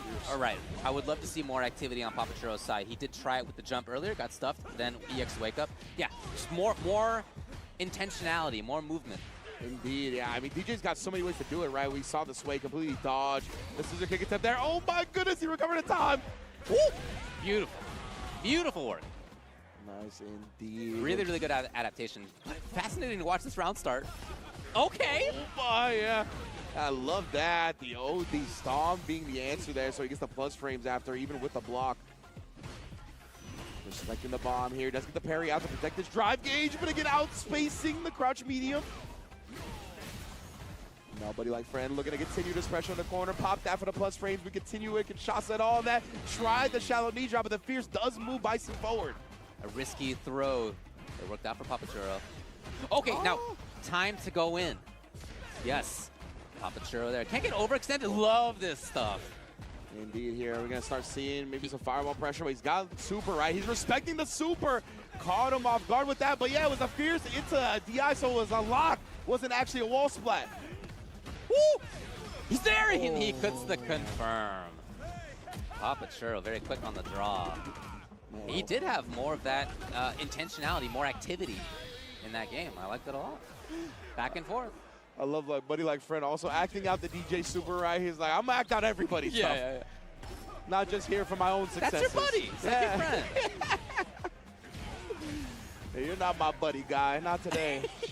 Come on, pal. Here we go again. And the bomb gonna pop off. Just the Oki. He wanted the overhand. That honestly could have led to kill, I think. Wow, really good awareness. To the other side. Speaking of awareness, rather than getting baited, oh, huge jump. Not for the round. Yeah, at least that right. It looked like he didn't want to go and do a driver's cancel extension because it would have burnt him out. Oh, but it pops that time. Couldn't get the conversion, and now he's cornered. Got to capitalize. Oh, boy. Things went bad for your opponent. It's on you to make it good for you, and unfortunately he did not, but fortunately for Buddy Like Friend, it's match point.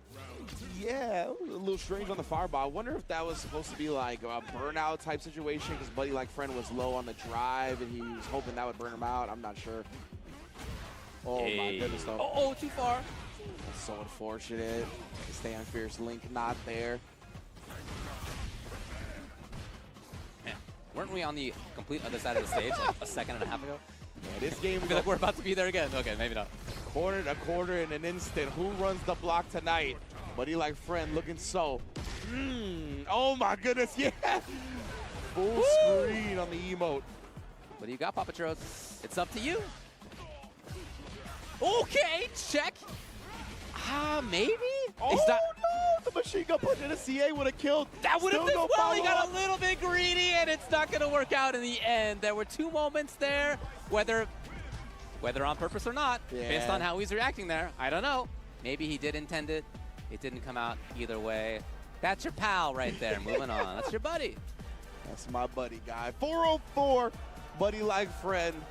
Gonna be moving on. Great stuff right there, 100%. And yeah, I feel like after the machine gun punch, I feel like he meant to get it and it didn't come out. And then after the Soba, he was like, nah, this one I'm gonna try to clutch out and hold the meter to the next round. I honestly think it was a bit of both. You might be right, yeah. But like, yeah, it was tough for him as we see some stuff go down in the production area. But we're all good here.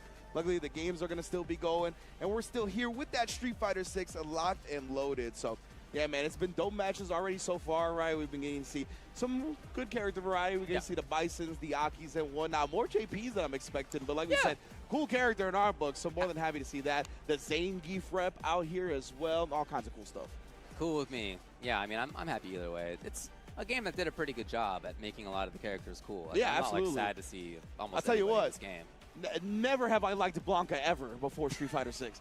I think Street Fighter 6 Blanca is like easily, like by a Grand Canyon-sized gap, the coolest version of Blanca. You're not the only person who says That's just that, me. man. Yeah, no, I don't think it is just you. I think that's a lot of people's opinion. He's super, super cool. I've heard that about Dalsum, too. Yes. Like, I'm a Dalsum enjoyer, okay? But other people think he's cool in this game, and that's rare. So shout outs to Capcom. I really, really like how it's turned out.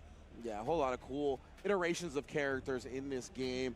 Now we're going to have our next participants gracing the stage, House Stone versus Jamarvelous.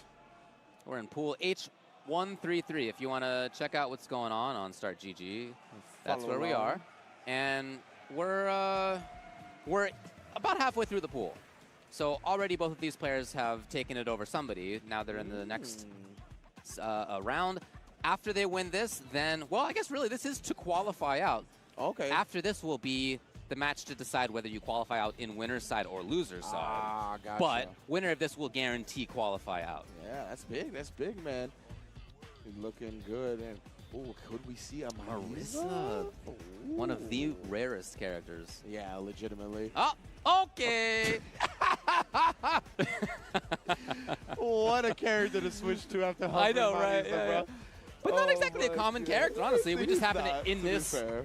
set of pools, are seeing a lot of JP all of a sudden. Man, yeah. Akuma up there as well. Yeah, Puma, definitely always a popular character as well, no matter what period. But these guys, and it already looks like they're going to crack it too, yeah. No check. The power of the purple stuff.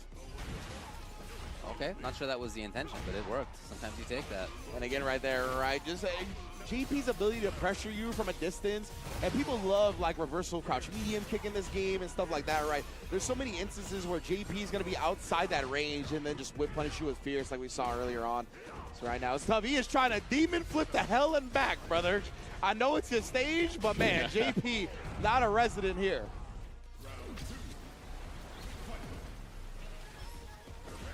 Okay, different approach at the beginning. A little more hesitation right there. Try to hold the parry and then go at him, but trade is resulting in Stone's favor. Okay, maybe that's just the major tool in his toolbox. I thought that might have been the end of the round sort of thing. He didn't want to get touched, so he's trying to move forward with Demon Flip in the sky, but that might just be his thing. Yeah, really trying to apply pressure to the opponent, right? It's a great tool if your opponent is not ready for it or is a little bit nervous. Like, it's going to catch people doing all kinds of nonsense. But right now, Jamarvelous looks cool, calm, collected, and composed. Didn't get the full conversion off that, but finds the last hit of the level 2 and will make the most out of it. Oh, and will he pressure after? Oh, wow. Very rarely seen tool. Yeah. Oftentimes, if you see JP burn out in that situation, like, he'll go to full screen where he can play safely, be cautious. But yeah, that was close enough. If that had been full screen in the command grab, maybe that is jumpable. It's easier to react to. Exactly. He was at a good spot. And we saw counter hit notification as well, so Stone, it might have been one of those instances again, right, where like he's like, okay, JP's close enough to where I feel comfortable to press a button, but he's just outside that range of the button you're looking to press. This time, though, in the middle of talking about all that, Stone. 14-second perfect. The juice erupts in the background. Yeah. Picking up that one as well. We're already at the corner where we saw last time. That's why Jamarvelous waking up with a drive reversal, does not want a repeat of the first round. Oh, there it is. Yeah, all right. It's a good feeling to get that. Absolutely. A nice little boost of morale and confidence. Jumping in, at least he gets the trade on that. Now letting JP bully, but my man is pressing back. No fear shown. Got Gage in trouble. Fakes would be okay. Maybe hopes to proc a drive reversal? I don't know. Maybe just get the hit. That's fine too. Yeah. Match point. Ended up working out. Yeah, I think he wanted to like test Stone to see if he's gonna bring the parry out. Maybe he had some type of like setup to throw while he was parrying, but just ended up getting clipped, and you already know that's gonna be great for the JP. He gets to set things up. Or go in. You know, interesting. He has been much more about the going in. Okay. Oh, DI reset. One setup. Well, one setup to kill. Stone, we know the talent. Oh my God, EX grab from Point Branch, canceling into it is harder to see. yeah, most def. You got to look at his foot. His foot. Oh yeah, is that his the foot tell? turns up. In my opinion, that's what I use anyway. Okay. His foot like turns up, his little toes like go up kind of Oh, interesting. when he does it. Yeah. He's got like the Mexican cowboy boots. Like, Exactly. little Yes. toes curls Yeah. up. Okay. Yeah. So whenever I see JP like doing like a distancey projectile, like if there's a ghosty looking thing, Yeah. I'm like, what's going on with the bottom half? What's going on with the sneakers, huh? Exactly, Okay. yeah. Okay. It's a good Yeah. thing to know. There you go. Right. So yeah, that looks like our first half of the pool box done in the books, right? Got to see a lot of JP action out there. So yeah, man, definitely loving what we're seeing so far. One of the biggest Street Fighter 6 tournaments ever. Again, we out here with it. Exactly right, and there are lots of tournaments going on. Of course, this is part of it. We're here at Combo Breaker, but there are lots more CPT offlines happening all over the place. Next one is pretty soon. It's CEO in Orlando, June 13 to 15, just a few weeks away. Going to be awesome. They're back in Orlando, Florida. I know everybody's excited about that. Really, really looking forward to this one. Lots of folks are going to go. Registration is open, so sign up and compete.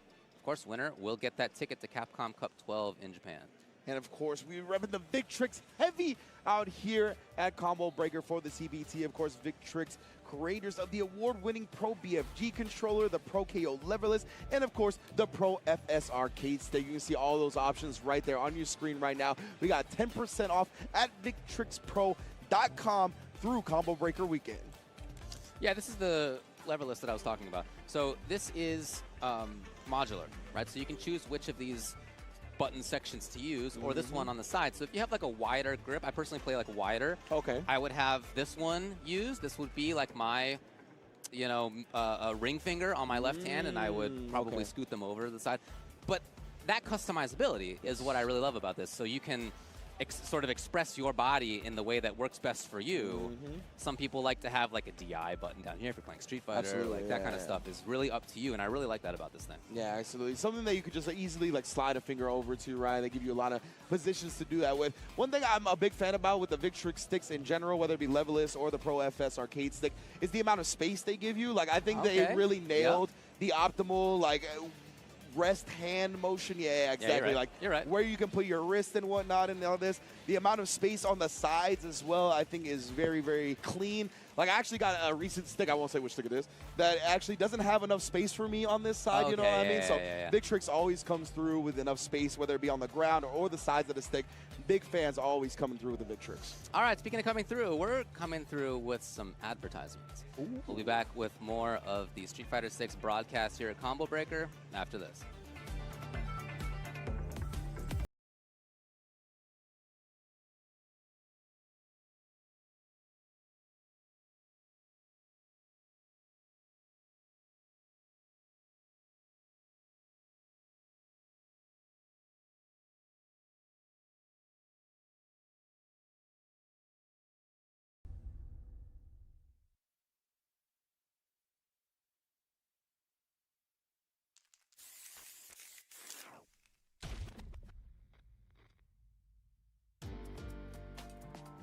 Taking a life and giving life? Fighting and living? I wasn't looking to fight to the death.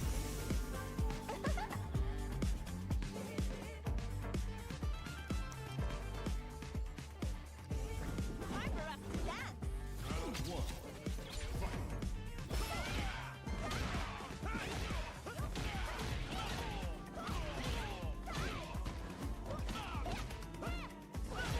What do you say? How about you dance with me? Relax.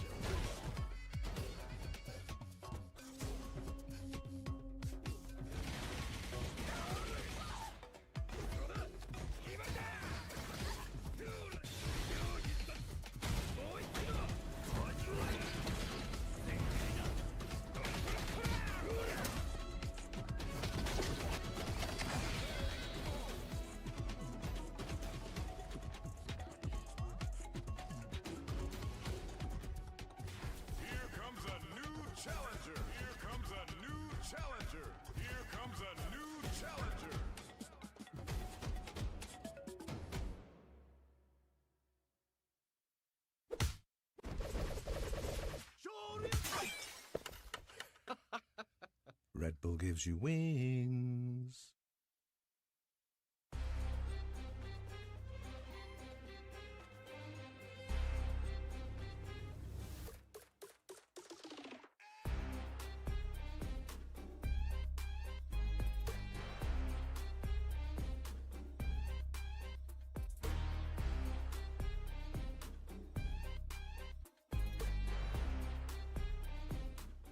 And welcome back to the CBT 2025, of course, and it is the combo breaker version of it. It's going to be a great weekend, all weekend long. Of course, we're on day 2, and we're still getting through the pools to narrow down this, 4-digit bracket, over 1,000 people entrants, I think over 1,300, if I remember correctly. So, yeah, immaculate number of entrants. Of course, Ringe and Ultra David along with y'all to bring the action to your homes. How you doing, Ultra David?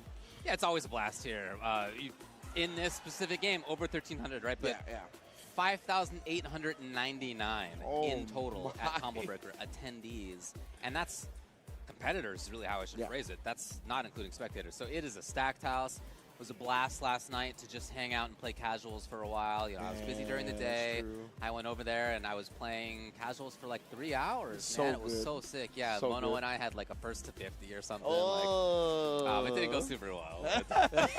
That's all right. It's about the good. experience, you know. Anyway, it was 100%. awesome. Had an awesome time, and then this morning woke up just super excited to see more, to play more.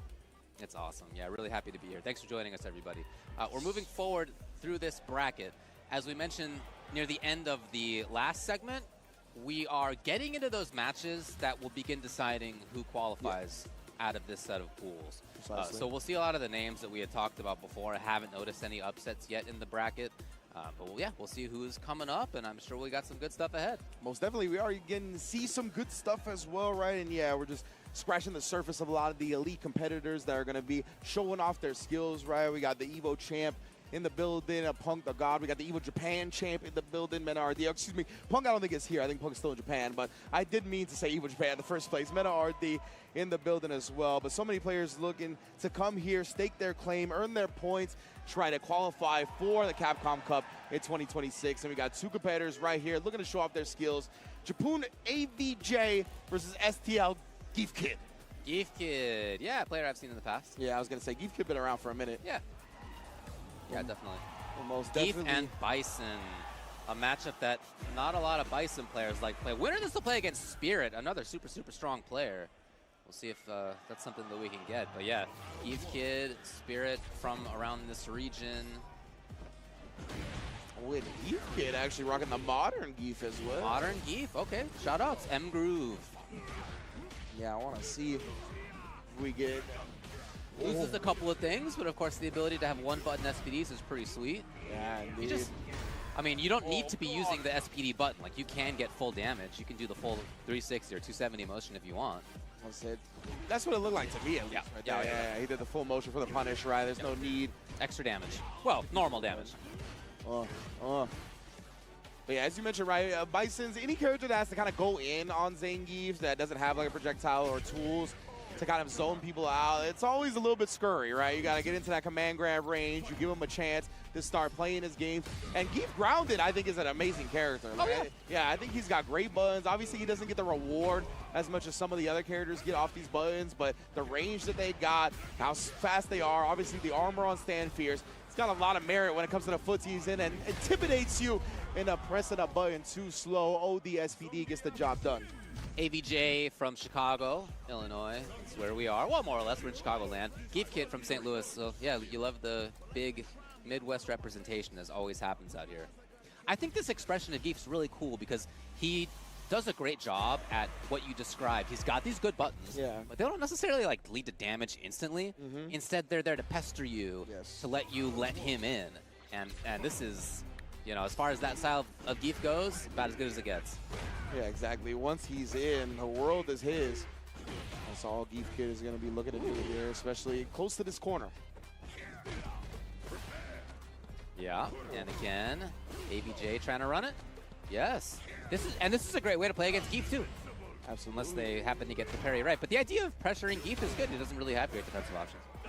Big whip punish. Okay. Yeah, and the throw is a strong option, right? Not having like the jump cancel SPD to avoid the throw now, like very, very strong. He's gonna have to like wake up drive reversal, something we haven't seen Geef can represent yet. And right now, AVG bouncing back. Hey. Okay, it's a big pressure. Looking for Hickenfrom's. What a jump timing. He had blocked it out correctly, and he jumped correctly. Great stuff from AVJ, not getting caught slipping. And again, Geef Kid looked like he was trying to turn back. Okay, got the grab in time. Oh, a body slam. Wow, very fast on that. Yeah, Saves the resources. Scrambled the eye. Honestly, thought we were going to see another one. Yeah, I wouldn't be surprised. But on the other hand, there's not. Oh, yeah? Wow. Why? Now the question was that modern input or was it full? Because full is Find close out. to killing. Oh my gosh. Oh, There you go. indeed. Ooh, Right. I think that was the full 720s. Oh, okay. Yeah, that was after the jump, right? Which is a lot of time where you see the Geefs kind of try to sneak in the 720 and whatnot, both double empty jumps. I love him actually still just committing to it outright. This time, ODSPD on the reversal. My God. Cool. Oh, wow. my. That's the go-to in those situations. Little pokes like that are minus. And so as the Geef, you get to SPD if you think that they're going to stay on the ground. Love seeing that. Yeah, I love seeing like, oh, the SPD sprinkled in as kind of a reversal tool or a tool in that footsie range. You go with something a little bit too stubby, or like you said, you're at minus and you keep trying to press. We see the SPD scoops come in and the flexing on top of it. All the Geef All right. poses. That's what I'm talking about. Let's Geef Kid. go. Yeah, Geef Kid. Yeah. So he moves forward. As I mentioned, he'll play against Spirit. So that's a JP, if I recall, and that's going to be maybe a tough one. But A little bit tough, a little bit tough. We've See how it definitely goes. seen the Zangiefs get more well-versed in that matchup and have made it, a little bit closer than it was previously. Of course, it's always going to favor JP, but Yeah. we've seen some Geefs pull out some amazing skills in that matchup. Definitely. Obviously, Bellotto is always the one I always want to talk about. Yeah. We saw him really give Kakadura a run for his money at Capcom Cup when all of us were expecting him to get 5-0'd, you know what I mean? Just because of the matchup. The fact that he made it as close as he did and made it as far as he did at so many tournaments, that's definitely an inspiration to the player base. agreed. Super fun to watch. Great player. A super great I player. remember Huge years fan. ago, Huge fan. back in Street Fighter 5 days, I remember hearing from the Brazilian scene that they thought that they had the best Zangief in the world, and that the rest of us just didn't know about it. You know? Hey, maybe they're right. Yeah. We got to see Bellotto. I mean, the first offline event I got to see him at was UFA, right? He made top 8 at UFA, the first time going outside of Brazil to compete offline, shows that he's got the skills to hang with the rest of the world. Not only did it at UFA, but did it at Capcom Cup as well. Pretty much any time he's out there, he is somebody that nobody wants to run into in the bracket. Absolutely. We move forward. Moving on, continuing to bring you some strong Street Fighter 6. We're in the stage now where I'll check to make sure, but I believe all these matches at this point are at least to guarantee qualification. That is to say, to get to winners semis. Then the question is whether they qualify on winner's side or loser's side. Indeed. We got stickers I on the hear you, man. pads. I hear you. All right. That's what I'm talking about. Yep. Combo breaker in What the do we got, building. Ryu? I was going to say Oh, Ryu's coming up? What? that type of bread you prefer for your sandwiches, the Ryu? Oh, man, that'd be Okay. great. The Ryu Reuben? Oh, There we go. yeah. No, we got the little, the Red Bull drink stands. We need a little sandwich stand that has the fighting game puns going that way. The Ryu Reuben. That's how we're going to start it. Legendary Jig 15 The and 15. First Dragon 1. Whoa. First Dragon 1 is an Akuma player name, if I've ever heard one. 100%. Yeah, right. These are It's not like a Kimberly player. Like No, that's no, not, 100%. You got to be a full edgelord if your name is First Dragon 1, as far as I'm concerned. And Akuma is the most edgelordy of all Street Fighter characters. We always going to say the plus on the Hashigeki. He's willing to spend all this meter. Oh, he tried. That was the minus point, expecting the counter poke from Burst Dragon, and Burst Dragon was patient. Yeah, I'm not bad at that parry No. attempt at all. He was like, bro, I just showed you the 2+ ones. Here's the -1. Yep. And nothing happened, and he'll be able to close out the victory anyway. But yeah, these are some gamer tags right now. Let me tell you what. Ooh. And personally, I think Ryu is extremely good against the other Shotos. Okay, yeah. I think he's a great character in general, Yeah. but specifically against the rest of the Shotos, whether it be Akuma, Ken, etc., I think he's got an advantage. I think his fireball game is great. I think playing against him on the ground is very frustrating. His normal ranges are great. The crouch medium kick goes farther than a lot of the other Shotos. Obviously, he's got one of the Shoto stand fierces that is just complete violence. And yeah, man, I just think he's got a lot of great tools. And in general, his walk speed and ground normal speed and range just is very frustrating for the rest of the Shotos to deal with. Yeah. And I agree with you, too, that he's a strong character overall. First Dragon. Oh, man, he had a chance to make things happen. Not quite there. Legendary Jig out here from Cincinnati. Oh, okay. First Dragon, as it says, from Canada. Cooking up some Sky Chili. Okay, yeah, we got the install as well for the engine. Ooh, but cut off at the pass, as I say it. First Dragon spinning his drive rush cancel, trying to get to the corner right there. Try to catch him, maybe throw teching with the Adamant Flame, but instead Legendary gonna get the back throw, stays ducking on a roundhouse, and you gotta pay for that one. That's a real hopeful button. Yeah. You're really hoping the opponent's standing up when you hit that button. Exactly, ambitious attempt. Oh! Legendary Jig out of there. Making some big moves. Forward pressure. Still there. Bounce. Beautiful spacing on that DI right there. I'm always a big fan of when players use the DI when the corner is not quite on screen yet, but they're still in range to get the wall splat. I think that's always one of the more effective ways to use it. Oh, and again, the hashtag charge version right there. He couldn't quite get the throw punish. I like a lot of the defensive choices from Burst Dragon, and yet he's been caught on the back foot almost this whole set. Indeed, and tags him with the Adamant Flame off the crouch medium kick. Oh, a huge potential moment. He might lose, actually. He's out of here. He's out of here. He's out of here. He's out of here. Oh, no. Unfortunate way to go down. And that's another thing that I didn't quite bring up in this matchup when talking about Ryu versus the Shotos, but specifically Ryu versus Akuma. One mistake means your life bar, dog. Like, this character hits like a diesel truck. Man, great stuff indeed from Legendary Jig. 15. Gonna be moving on in the winner's side of things. On that Ryu, bro, we're telling you, that Ryu is very, very real. I think specifically against other Shotos, monster character. And because he won that, he does qualify. However, again, whether in winners or losers, we got to figure out. The way he figures that out is by playing against Fudo in the next round. Okay, then. Well, we'll see. Congrats on that one. Yeah, man. And then this pool on the other side in winners, Mustopheles and Bingus.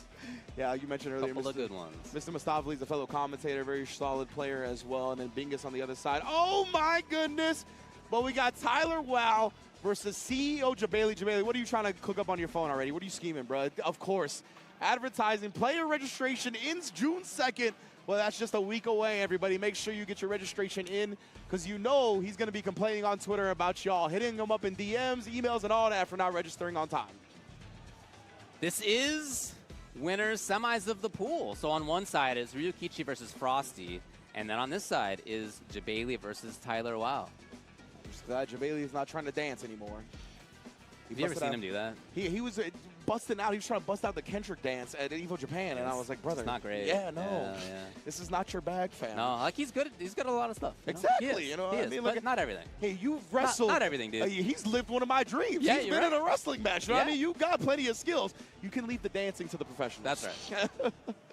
Of course, Jabali. We talked a little bit about Blanca earlier. That's kind of been one of his characters in Street Fighter 6, right? The Blanca shenanigan-based character. We're going to see right here. Yeah, historically, he likes Ryu, he likes Blanca, and in this one, Blanca's a great pick. Yeah, I agree. I've played against this Blanca in the past. Really, really strong fundamentals. He makes good reads on his defense, on your offense. Like, he is a good player. Yeah, and on the other side, we got Luke. With Jabali, right, is he's very feel-based. 100%. Like, he is all about the reads. He's all about trying to pick up on the opponent's habits, play with his heart. And, hey, sometimes his heart leads him to victory. So we'll see today, especially, like you said, with the Luke on the other side, a character that we barely see nowadays, which is crazy. Like, it felt like we were going with years and years of Luke constantly. We were. I mean, in 2 separate games, we were, for sure. Legitimately, right? It felt like 3 to 4 years of straight Luke, always in the spotlight. And now he's kind of falling off a little bit. See that hezzy right there from Jabali, really calling out the button timings perfectly, like you talked about before. Yep. Oh, God. Tyler trying to be okay. I was happy to see that. I was going to say he's being really patient, maybe too much, but he did move forward right after that. Good work. However, CEO Jabali in. The crowd strong buffer. Man, was that button plaguing folks in Season 1. They've made it easier to whiff punish now, so it's not quite as potent as it was before, but still an incredibly strong button. Okay. Neutral jump. Okay, all right. And That's he gets the a thing. bunch of meter back on this, by the way. If you look at the drive gauge up there, that was like a bar. That was really smart, honestly. A lot of characters do have that button or that special move that does build the bar like that. Really good awareness by him to do so. Here we go, maybe to take it? No, he didn't quite build level 3. It was really close. Sorry, good of Jabali. Yeah, he's just jumping forward, trying to bait out any of the reversal attempts, right? We saw the drive reversal get baited, but it could have been DP, super. All of those would have lost the jump forward, so that's what Jabali was looking for. Oh, the back jump that time as well. Able to dodge the sand blast. Put a dub on the board for the TO. All right, Tyler, what's the change? Took a risk up there in the sky to Jabali, but he was right. And you see Jabali, he's really respecting a lot of the wake-up options. He doesn't want to get caught up in that game. Right there, even then, it's neutral jumping it away. Nice drive reversal to get rid of the Blanca-chan. Jabali can move back in. No, he seems a little bit more content to be away. Hair to hair on reaction. Stood up at the wrong moment. Indeed, yeah. Sniped him with the crouch medium kick, caught the legs. Now Jabali, one strike throw away. Tried to bait something out into the jump in. Just caught Tyler lost in the lights. I think that's a big part of what's going on, is that Jabali's movement is pretty funky in this set so far. And Tyler's not really sure what to make of it. Very, very easy to be like a deer caught in the headlights, right, up against Blanca. Has so many different funky ways to move. We're seeing a whole lot of jumps from Jabali. We've seen the hop backs and the hop forward. All kinds representing anything and everything. Now the Lightning Beast install is here as well. He's going to try to close the door on the set. No, it's still there. Oh, it's still the there. Blanca-chan, Oh, he he could have killed. He could have. Yeah. It's the chance now for Tyler. Let's But you see see in the way what- he's playing, he's just worried about Jabali moving in some way he doesn't expect. Oh Yeah. my God. Letting the Blanca-chan do the heavy lifting as well, but the fierce is there. DI gonna burn both players out. You gotta have the reads of your life right now, Tyler. Oh, and the Blanca ball is there. Jabali knew all he needed to do was get him to block. And again, player registration for CEO ends June 2nd. I'm very curious how that set would go if it had gone on longer. The way that Jabali was playing was just really, he had an unorthodox movement. Yes. And that can absolutely catch even very strong players off guard. Again, he's a good player. I don't mean to minimize.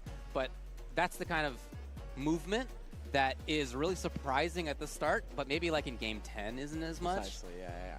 That's not how the game was played. So shout outs to him for a strategy that is a first to two strategy. Like, there's a lot of debate, right? Yes. As to how many games we should be playing. Is it 2 or 3 or whatever the number is?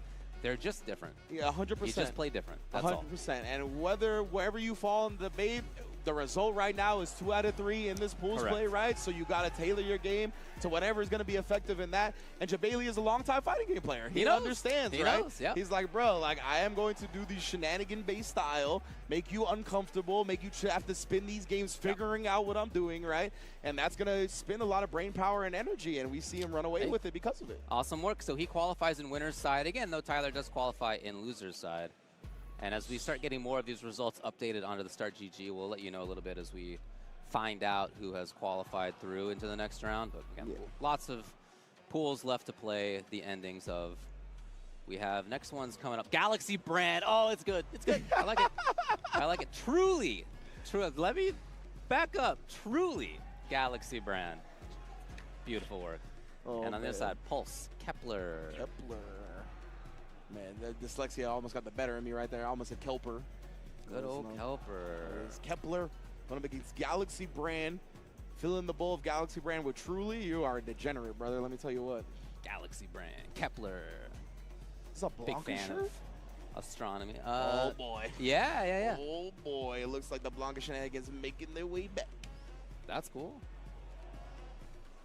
Yeah, I think part of why he's a cool character is that you don't need to play him that way. You can play him in different ways. There's a good player expression for that character. Absolutely. More than many. And if you want to play him as like a grounded footsies character, you got it. Yep. You can definitely do that. I was really happy to see Mena RD on the Blanca at EVO Japan. Obviously, the character fallen off a little bit from Season 1, but I think it is a great player-character match when it comes to Mena and Blanca because, as you said, you don't have to play Blanca as a shenanigan-based movement, like throw everything at your opponent type character. And Mena is super good at playing both sides of Blanca, right? The solid footsie base, I'm going to whip punish you, get a massive reward off of it. And then I can also play in the mud super well as well. Like, as a player, he's good at both. Yeah. So if he has a character that's good at both, I think that's why you see so much success. And on the other end, we got the character of the discourse in 2025, my Shirah. But first one in this set of pools. How about that? Yeah, what do you know? Very strong, obviously. Yeah, of course. We're going to see fan games at 1 hour. There'll be the OD fan to get it started. Exactly what we're seeing here. All right, Kepler already making her moves. Just looking to find her Okay, way looking for in. parry. Yeah, okay, so we're seeing strong stuff out of Kepler at the beginning here. Yeah, because even just getting that parry off, right, at least it protects your drive gauge, even if you didn't get the perfect parry. So, Yeah, I mean, and there's different ball timings, right? So you just got to make the bet. yeah, well worth. Spin to the rest of the meter on the OD. Wake up, though. Now it's going to give out Galaxy Brand a decent chance, but Kepler's still not afraid to press buttons back right now. That's low. No. Oh! Okay, into the corner as a result. Kepler again, strong option. Too close. Oh, Shan. Galaxy Brand had an opportunity there, but wasn't quite ready for that jump in, and then kind of just went all of Kepler's way after that. Well, yeah, that roundhouse is deadly. For early, but instead she catches the landing frames, getting blocked into the corner, overhead. Here she is. Yeah. What do you got? Dash in. Okay, checks. Really not letting Galaxy Brand get away with the stuff. Yeah, exactly. Just willing to put the jab out there. I think she was like, willing to challenge the driver's cancel that came out, but instead it was a hop and just beat it outright. But level 3 from Galaxy Brand. Gonna try to put the brakes on the momentum that Kepler is building right now. Puts her low. It's in the amber on the drive gauge. She's got plenty of meter, though, to her name. See, tries to hop. yeah. Oh, all the hops, but just getting poked out. That crouch light punch has a great range for Mai. Again, what was right this time. Very interesting to go back to that. Got him. Stocks up as well. And now, good luck, fam. With the amount of health you have and the drive gauge. It's not enough. There needs to be more. Found his way in. He actually built the level 1 as well. Oh! I was so hoping that with that level 1 build, he was going to be able to counter something that Kepler was going to bring out just because it would have been a hype moment. But Kepler, indeed, clutching it out as she's one to do. 1-0. And that could have been spooky for Galaxy Brand right there. I guess it ended up being it. Could have been spooky for Kepler, but... Yeah. Ooh, drive rush. Stand roundhouse is also a very popular strat from Blanca's, right? That stand roundhouse got a little bit of a disjointed hitbox on it, so if you try to poke out at its max range, a lot of times you're going to lose. If the idea is to be more sort of grounded, forward moving, or just in general more offense, I'm in. I think that's exactly the right call here. Galaxy Brand up close. And I like Patient. that too, because they used the hop off hit, which we saw Kepler really poke back at on the hop on block. Okay, all right. Wow. Yeah, we saw some really strong stuff from Galaxy Brand there. Yeah, the slide to dodge the fan and punish it outright was super strong. Oh, baited, no! Not the intention, I'm sure. Yeah. The inputs were stored, bro. That Blanca Chan wanted to see the light of day. Unfortunate for him, though. Now Kepler going to put out the OD fan. Drivers behind it. You know how Mai gets down. Yeah, her setups are good there. Knows exactly when there's going to be the bounce to get a grab in. Great job from Galaxy Brand with the empty jump that time as well. He does get the parry thrown back into the corner. All right, make it happen. Looking for parry, almost right. Beautiful walk under right there. Love that answer from Kepler. Okay, you know, that has been working a little bit more. Yeah. And now the Galaxy Brand's here. He's got bars to... Oh, really? Can he kill? I don't know, actually. Maybe. What a call out. He's got the level 3. He's going to spend it. I think it's going to be all she wrote for game number 2. Galaxy Brand, the drive rush DI to beat the wake up ODDP. Ooh, wait. Kepler here That's from spicy. Texas. Galaxy Brand here from Ohio. Again, as we always do, lots of players from all over the place. Both showing up big. Winner will make it out in winner's side of the pool. Yeah, I like that. That was spicy, 100%. Like the drive rush into DIs, we've seen that explode for a couple of reasons, right? It could act as a parry bait. Obviously, it'll beat DPs like we saw there. So, love seeing it. And right now, Kepler, Yes. it's scary, bro. She is burnt out, and Galaxy Brand is starting to show the anti-airs. Locked down in the corner. This is all Blanca right now. One setup between here and the next round. What's the choice? Burns himself out. It works. Yes. The confidence from Galaxy Brand. Willing to get the grade A going for that last mix-up, and it pays off. 1 round away. And The strong, consistent stuff. Walking forward with the good walk speed, pressing the good button. Instant in here now is Kepler. That button is so patronizing to me. I don't know what it is. Like the animation of it, the fears. She just taps you on the head. Right. Quit it. Oh, and again, busting out right there. Had the Blanca ball on deck. I like that from Kepler, right? Hey, right on in to kill. That's been another thing she's been really good at, just walking under a lot of the jump-ins and then punishing the landing frames, right? Galaxy Brand has empty jumped a couple of times in response to that, but that time obviously got exposed. And it goes back to something you mentioned with a great walk speed of mine, man. It's a very difficult character to pin down in footsies when you're jumping in on her, etc. No more fans at that range, having seen Galaxy Brand do slide underneath. Yeah, you see how she's really cautious. Yeah.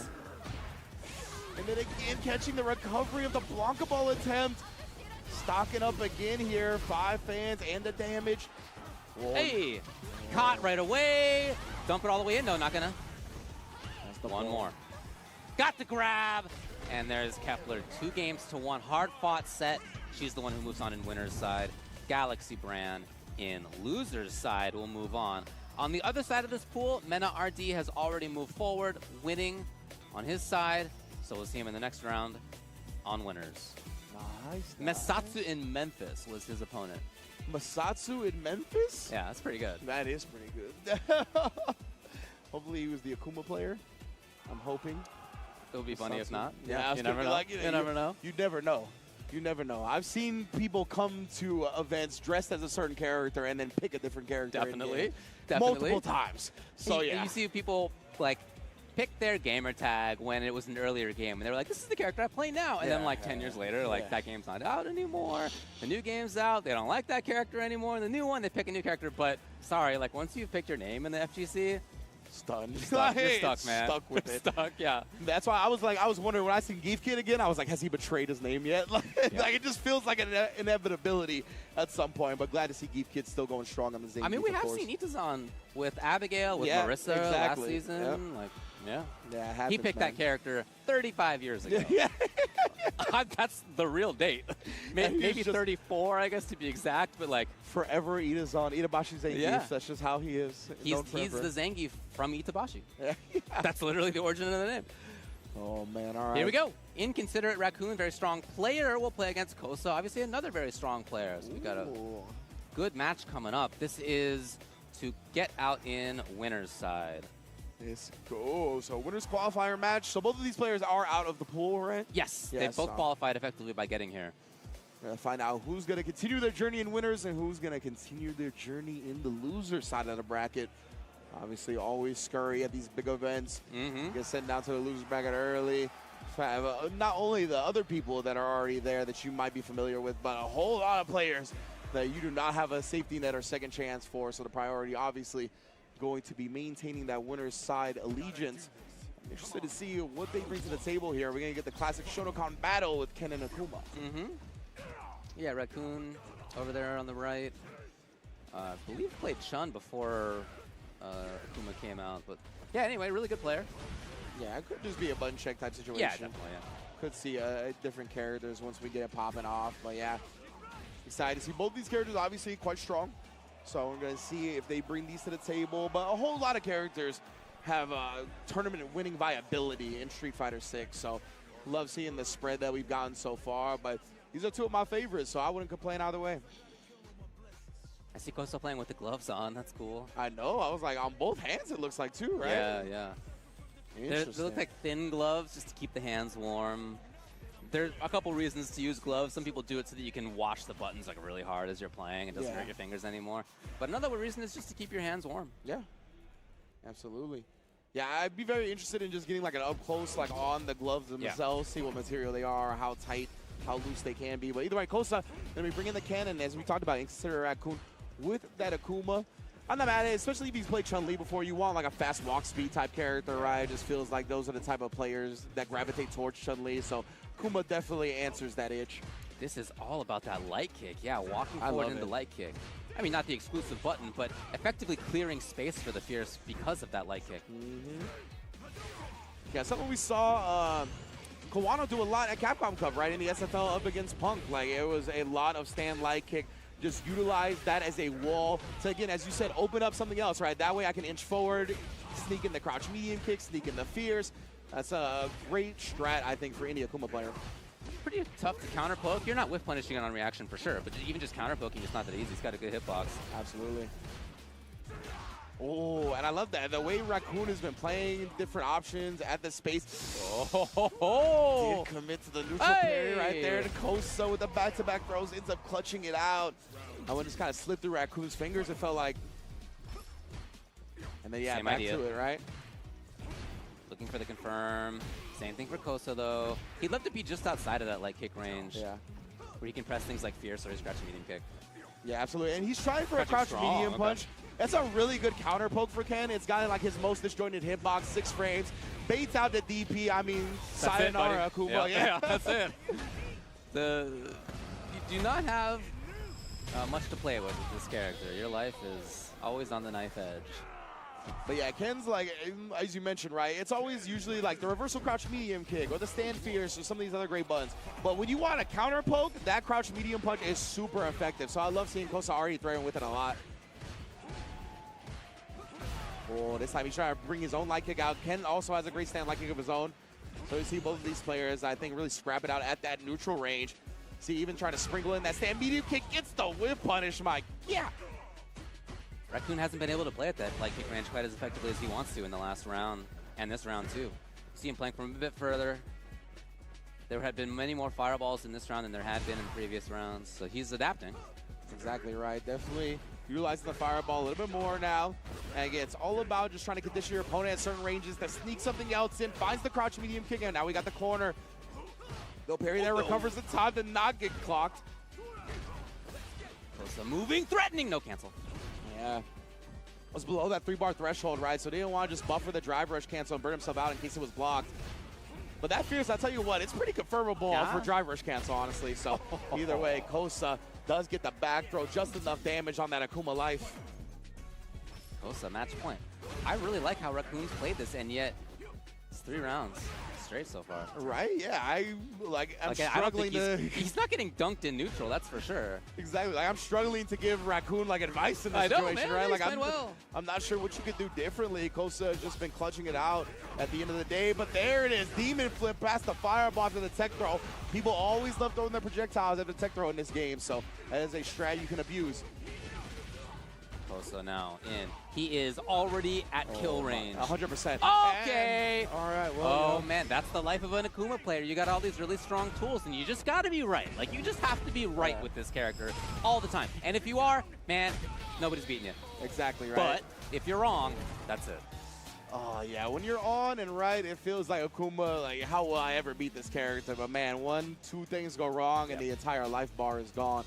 That's what happens. Kosa doing a great job. And, yeah, Raccoon, that was another round where he played super well, had the life lead, didn't really find anything to criticize him on, and he ended up losing it. It's just... He basically got, like, I forget what it was, whiff punish, some starter, into one mix-up, into... Hey, man, that's 70% of your life in that sequence, and that's the life you choose as the Akuma player. Yeah. It's effective balancing. Like, I like it. They did a really good job with that. If you are on, as we were saying, who's taking you out? I don't know. Yeah, I'm with you. Like, I really love when Akuma is balanced like that. Like, make it so that Akuma feels like he got Akuma health, and when he hits everybody else, they feel like they got Akuma health, right? Exactly. That is what I want that character to be. So I'm glad to see his iteration of it. And we've even seen, right, I think there's been, like, speculation, or I don't know if people have actually talked to Tokido and the Angry Bird about this and whatnot, but, like, part of why they're not playing Akuma is because of the life, right? I'm sure. Like, I can afford less mistakes with this character than I can somebody like Ken. Consistency. Yeah, exactly. The consistency of that goes further. So, yeah, definitely. Probably, I assume one of the reasons those players have gravitated towards Ken rather than the Akuma like they have in the past. But right now, we got Help versus Dingus Khan 11. Dingus Khan. The 11th. The 11th Khan? So we're already through the whole Golden Horde. The whole period's already... All right. Dingus Khan. It's a good one. Good work. This is, of course, to get out in winner's side. I'm also a huge fan of the gamer tag Help. Yeah. That's a great name. There's definitely something to be said for, like, the simple... Yeah. Just straight up Help, please. That's very much a common sentiment in fighting games. You'll find yourself feeling that plenty. Ooh. Mano?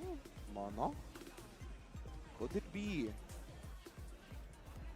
I thought for a second we were going to have Ryu versus Jamie, and I was going to be like, holy smokes, but looks like it's going to be Ryu versus the Manon instead. Okay. Still some underrepresented characters here in the building. I'm interested to see how it goes. We talked earlier about Manon and as how she could have some troubles getting in on characters with a good fireball game. Obviously, Ryu definitely has that, especially if he gets the Denjin installed. Well, maybe we'll see some of that projectile invul twirl that we didn't get to see previously in the Manon versus JP matchup. We'll just see what Dingus Khan, what brand of Ryu he is, right? Yeah. That's always something that I'm interested in when it comes to the Ryus, because they range from very patient and slow fireball-based Ryus to in-your-face, I don't know where the hell you're going type Ryus. Dude, this counter poking has been great so far from Help. And that's another thing with Manon, right? I think she's similar to Geef in that instance, where she doesn't get the reward on her normals that some of these top-tier characters get, but the length and speed on them is quite strong, and then this time just straight calling out the fireball. Oh man, that was a fantastic round. The really, really good whiff punishing that made it so that Dingus Khan did not want to be in buttons range, so that he wanted to be at fireball range instead through the fireball. It's exactly when Help jumped. He knew it already. Yes, indeed. Oh. And as soon as Manons have a bar as well, you gotta be wary of that, like that drive rush, crouch medium kick, level 1 link. It's always something that the Manons look for as well. Right now, Dingus Khan's got the corner though. Dingus Khan. Yeah. Oh yeah, back to it. Overhead connects. Maybe not because it was overhead. It looked to me like there was something else going on, but he'll take that. So this is this brand of Ryu, huh? Max range Donkey Kong, donkey kick in the donkey kick. And now Help though. Ooh. Oh, RKO. One more is all he's gonna need. Dingus Khan. Okay, big chance. That's so scary, man. Luckily, Big chance. Oh no, no green. Yeah, bruh. We'll pay for it as Help is gonna take game number 1. Oh man, asleep at the wheel, literally. The lights set go, brother. Unfortunately for Dingus Khan, the drive rush was nowhere to be found, and Help takes the first game. But that's something to take away from that game if you're Dingus Khan. Yeah, you lost, but there are certainly things you can identify to improve on. Yeah, definitely not convincing enough, I think, to feel bad about, right? To get in your head about. So just play the second game, see how it goes. You got your anti-airs on point already. You're not looking shook. Due to that anti-air, yeah, I wouldn't be surprised if we see more fireballs now. Help a little bit more patient on the ground. Yeah, exactly, discouraging Help from jumping. Oh, he tried it again. The max range donkey kick into donkey kick again, but Dingus Khan this time, the roundhouse a little bit too quick. It's tough to counter poke, but since it's 20 plus frames of startup, I think people are parrying that thing on reaction to. Wow, really? With her drive rush. Oh, wow, tried to jump Opportunity! Dingus Khan, this is the chance. Plus frames, Help was looking for parry. Yeah, Help had to parry right there or they were going to get burnt out. Speaking of which, Dingus Khan brings himself out with the drive reversal attempt. And yeah, that's pretty much all she wrote. Goes for the chip and finds it. Match point now for Help very quickly. Ooh, got caught. Swinging with the roundhouse that time. The neutral stuff hasn't really worked out. Dingus Khan, maybe the idea here is to play more offense. No, backed off. Okay, hadn't thrown a fireball in a bit. Help was right. After the back off, too, you can't be too linear about when you throw the fireball. Dude, the mix-ups. I really like. Okay! The little head Set him right down. there. 5 medal kill. My goodness, bro. The Manon in the building. Yeah, it was really good. Hell. Started off really, really well with that counter poking, whiff punishing, into pressure, jumped at just the right times. Only got anti-air DP'd once. Yeah. Great mix-ups. So that's all the stuff you need as Manon. If all that's there, then you're going to be moving on.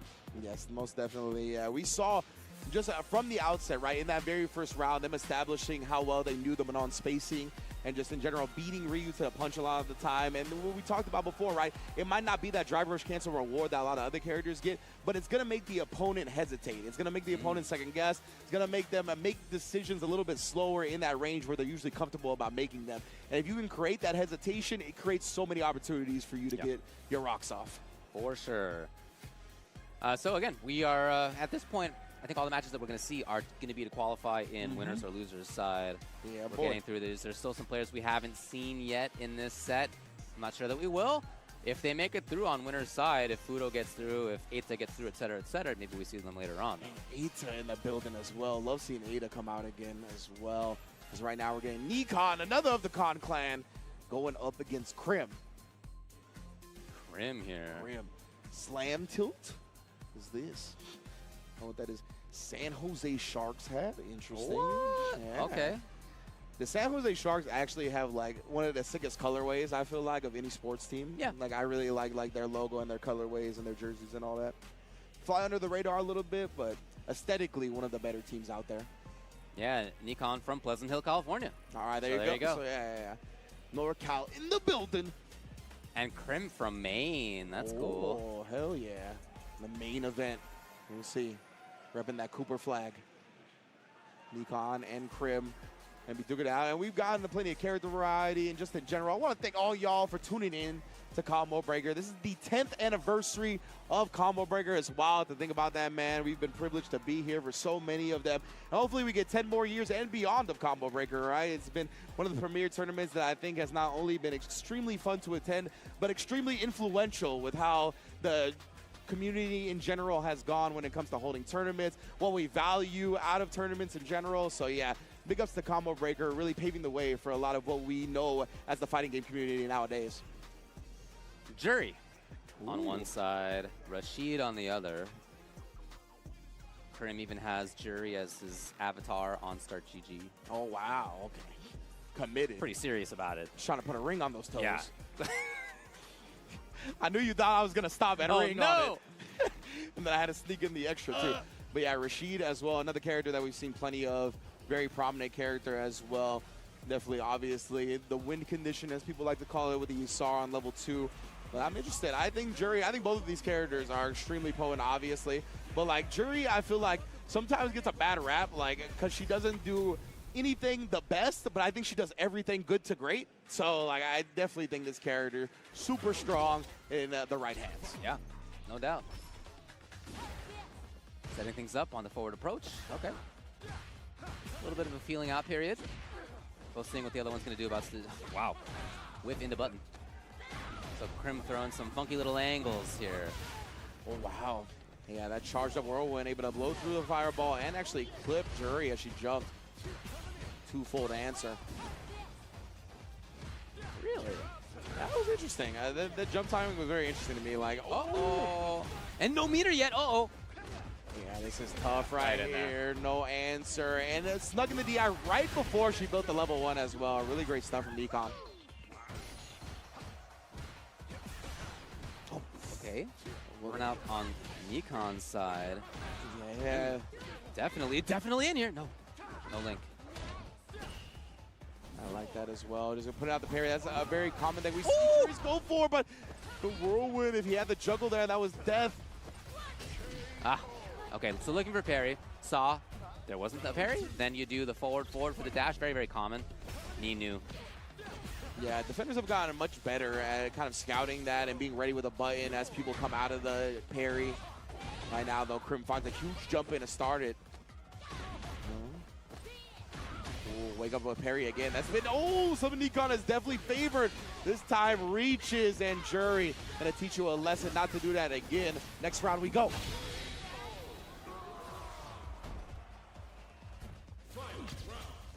Had some interesting starts in this. Yeah, okay, it's very similar to the round 1 start. Sniped with a crouch medium kick just as Krim maybe try to advance forward. Isard in the building. Here he goes. It will dissipate. Okay, yeah, good work. Just kicks it towards her for the continuous pressure. Still in here. Okay, the read was there, but Yeah. not the hit. Took another risk. Yeah, you saw Nikon. He was trying to snipe the landing frames, put out the crouch medium kick for that dive kick. Oh, it's huge. And Nikon got 2 bars on deck here. He's going to use the Isar again. But if this is CA, it will... it's not going to happen. If things that are full animations by themselves connect, then the Isar is not going to matter. Yeah. Then you got to pay attention to as the Rashid, but Nikon knew and he was right. Indeed, well done. It looked like Nikon didn't overcommit in that instance as well. Perhaps being very aware of the meter potential that Krim could have busted out with. Right now, though, a little bit outside the range of the Fuha storage, but it's okay. Krim respecting the turn, taking his turn on his moment. Pretty standard ideas. Great throw tech right there, and immediately the projectiles. This is what we talked about, right? After the throw tech, players love relying on their projectiles to make up that space. Hey, Krim. Waking up with a no fear in his heart. With a punish counter, that would have been burnout. Does get burnt out eventually. He got baited. Yes, Econ knew it. Not even gonna let her. Doesn't need to kill. Oh, but he dropped afterward. If he had just had Oki after that, he would have been fine. DI could have come. Here it is. Yeah, I was gonna say DI still inescapable for Jury at that point. Had no meter to her name as long as Nikon did one of the unjumpable gapless strings. You can get out of it. Oh, wow. He looked just a bit shallow here, and now Krim. All right, Krim, get in there. Yeah, take it to the corner, brother. That big roundhouse, that is a huge button for Rashid. A huge reward off of it. He finds the whip punish with it, but he can't just yet. Oh, trying to move forward a little bit too far. Econ checked. Level 2's out. Yeah, in that instance, you like seeing the Jury's use like driver stand medium kick, right? Kind of gives her great forward momentum on that. Let it rock for a little bit too long. Now Nikon's got this corner opportunity. The throw gets punished. Willing to burn himself out for this mix. Try to bait something out right there. Krim feels caged.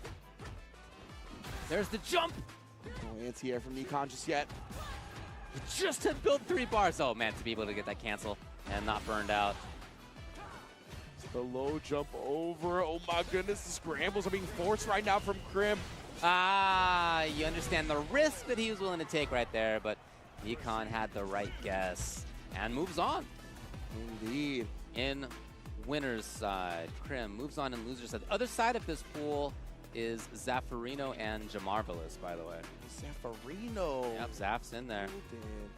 Love seeing it. Yeah, big fan of Zaf, what he's doing. I think he honestly talks a lot about what I like about fighting games, so that's why I'm a big Zaffarino fan. I think he just has the right mindset when it comes to trying to put people on to things that are a little bit deeper than layer 1 when it comes to fighting games, right? I think he's a great person that gets the people that have just dipped their toe in to get into the deep end. You know what I mean? He's like a great shallow water to deep in water type guy if you're looking to really get invested in the scene. So yeah, big ups to Zaf. Hopefully we can see him on stream in a little bit. That's the stuff that he loves, right? Yeah, 100%. That kind of stuff. I think we saw, like, Zaf, he went back into the archives, right? Like, went into the old Sonic Hurricane days, was, like, studying the tapes of what they wrote about Street Fighter 2, trying to modernize that. So, yeah, big fan of what Zaf likes to do. All right, coming up, we're going to have our last match of this set of pools. We still have one more set of pools. Yeah. Still more players to watch for. We'll talk about who to watch for after this match, but there are actually some of the strongest players here. Names you're going to want to know about are in this next set of pools still. Indeed, man. So looking forward to this, whatever next match we get. And just the continuation of all the tournaments here at Combo Breaker, man. It is elite level competition no matter where you look. Packed to the gills with people. Obviously, we got 2 sides of 5 screens, right? 10 games going on. It's just a celebration of fighting games as Combo Breaker always is. And obviously, back part of the Capcom Pro Tour as well this year, which very fitting, of course. I know everybody wants this to be a part of the Capcom Pro Tour. So glad people are going to be earning points with their showing as well. And it's going to be Pachanga Chase Smash versus Eita, Cyclops Osaka Gaming. Eita, I'm so glad to see him back. One of my favorite players from Japan for a very long time. And I feel like he got caught up. He got like really popular doing like mobile game YouTube in Japan and whatnot. He had a lot of other stuff going on outside of fighting games. So I know he's been doing a lot of that. But hey, right here, back at it. This is where you always come back to if you're a fighting game head, baby. Pechanga J-Smash, yeah, from Temecula, California. Oh, wow. Yeah, we are very familiar with Temecula. Yep, sure. Isn't there a Pachanga in Temecula? Yeah, maybe he actually works for Pachanga. I'm very serious. Yeah. I mean, there's a tribe out there. Yeah, there's a. Oh, that's right. Yeah, it's a Native American tribe, right? That's correct, super cool.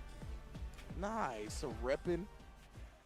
All right, they're just gonna button check at the start. Akuma and Kimberly. Let's go. Well, we'll see if it's real. It's button check time. Yeah, indeed. We can always get mixed. People will definitely pick characters that they're not actually intending on playing during button checks. I feel like just to make the commentators' lives hard. I've been out in Temecula, you know. I've been to Temecula for. They have hot air balloon rides out there. Really? Yeah, it's the only place that I've done hot air balloon rides. It was awesome. I've definitely driven through. I don't know if I've been Very for any specific reason, but yeah, definitely cool area in Southern California. Glad to see him rep. J Smash in the building. Kimberly. Akuma and Kimberly. I love the state Kimberly's in. I think she's got one of the coolest outfits in the game. She looks this one, rad. right? Yes. Yes, yes, yes. Super big fan of this outfit from J Smash and Kimberly. And I'm with you, man. I think the character is extremely strong. I think she's got a great tool set, incredible walk speed, obviously, even without the install. Right now, though, Ato not going to try to let her get going. So what you got to do against Kimberly, though, really jail them up in the corner. Try to not let them get their rocks off. That's why we see the jump back, thwarting the drive rush. Throw will close it out. Well done. But there was a moment there. If that had been Crouching Fierce on the jump back, maybe a different story from J Smash. Eita finds the hit first. Very wake-up heavy with the drive reversal. Same idea from Eita. He's never been afraid to do that. That is for sure. That's one of the things that made him one of my favorite Japanese players. Yeah. Like, willing to bust out, willing to get crazy. Yeah, never been afraid of that one. Dang, that was a lot of block movement. Yeah, bro. Oh, the jab speed to the punch right there. Burned out for that conversion, but J Smash try to go with the reversal super. Thought Eita would keep the pressure up, especially because he's burnt out, right? Maybe try to build back that burnout bar via the block string, but baiting it out successfully. Well done. I like the ideas that we saw from J Smash in terms of how he was trying to pressure. He was going for pressure that would have beaten single buttons, but Eita wasn't biting. Now he's got the corner already. Oh. Blocked on the overhead as well. Eita still in. Yeah, boy. He's seen it before. He capitalizes now. Oh. Yeah, beautiful drive reversal punish right there. Kuma has obviously 6-frame crouch medium punch. Allowed him to get the -6 punish perfectly, and the teleport thwarted as well. Not dissuaded from wake up drive reversal. That's been the read the whole time. Here's Eita. Throw this time, bro. Already in the corner yet again. J Smash see the walk blocks. Protected him from that crouch medium kick, but we'll see how long he protects himself. Oh, even catching the landing. What calculations from Eita. He's gonna go for the cow? Maybe not. Who's gonna be good here? He's gonna get a follow-up as well. Yeah. Won't That's build not quite to level enough. 1. He does build to level 1, but in a way where he can't combo into it. And the back throw does it. Eita out here once again, showing exactly why he's been a deadly fighting game player for a very long time. And one of my favorites, the showmanship is always real. What is that? Is that Paw Patrol? The hell is that? I think it is. I'm telling you, bro. He's been into other things besides fighting games. Oh, that's hilarious, yeah. He's getting his bread buttered elsewhere, and apparently Paw Patrol's part of it. So yeah, big ups to Eita, man. Like we said, one of my favorites for a long time. Has an incredible personality, always showing out with it. So love seeing him expressing himself in game and out of game. You definitely see that in there. Yeah, I really liked how he played. I mean, it was very quick reads on what J Smash was trying to do. He played smartly defensively for long stretches, blocked it out, blocked like Stan Fierce into run, right? Just blocked that out a few times in a row, no big deal. And yet still also had the unpredictable EX wake up, as he classically does. He's extremely confident, right? You can really see that's what I think would characterize his gameplay the most is his confidence. He's just always willing to put the full faith in his decisions. You don't see much hesitation from him. He's always fluid when it comes to the decision-making and movement. Incredible stuff. Hoping to see him later again as well. We're going to be seeing lots more players as the CPT continues on. Yeah. We have a bunch more events going on. We talked earlier about the other near upcoming Capcom Pro Tour events like CEO, but there's also World Warrior stuff to be cognizant of. Registration is open for all events. You can head over to capcom.us/WW25 to find out more info for the schedule, for all the stuff that's going on there. That's the way to get into Capcom Cup 12. Yes, indeed. And of course, want to give a big shout out to the fellas over at 10-0. The officially licensed Street Fighter merch by 10-0 is designed by the FGC for the FGC. They've got all kinds of newest drops right here, releasing for the first time during Combo Breaker, alongside many of your returning favorites. Again, it's all going to be at merch.10-0.gg. And I can vouch for this, right? Logan Sama, Tasty Steve have worked on the designs for these clothes. Legitimately, right? And they obviously are officially licensed merch, collaborating with the various fighting games. This time, of course, showing off the Street Fighter stuff. And again, Tasty Steve, Logan Sama, a lot of your other FGC favorite personalities have had significant input on these designs. These are created by the FGC for the FGC. That's not just a slogan. Yeah, like I'm not making the designs, but I'm working on the team. You know, I'm never gonna Yeah. like I'm out there designing stuff. But we do have a bunch of FGC artists working on this stuff. Folks who many of you will know, like Kugi and Puna and Mattis Mal. Some of the stuff's already sold out here in person, so check it out online if you can. Merch.10-0.gg.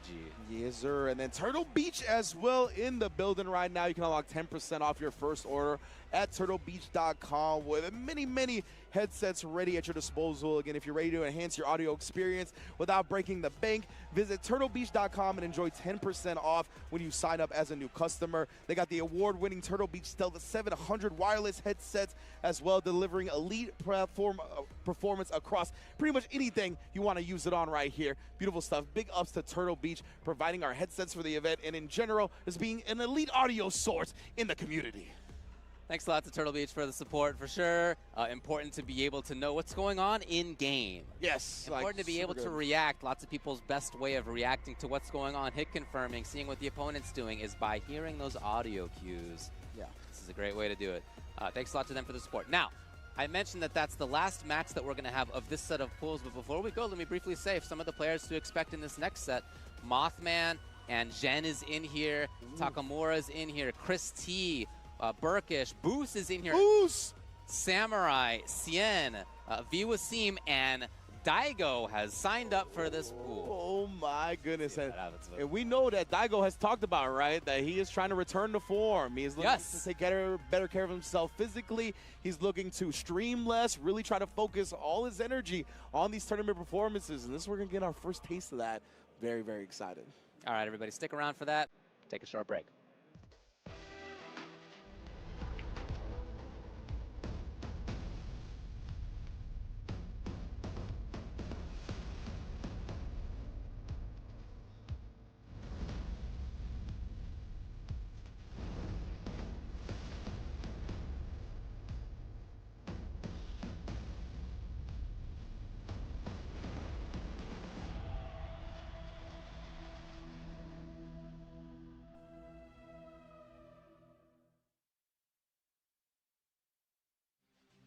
Here comes a new challenger.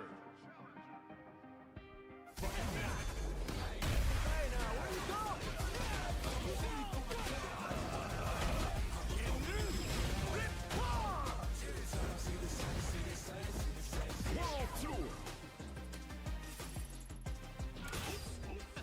Fighting Ground.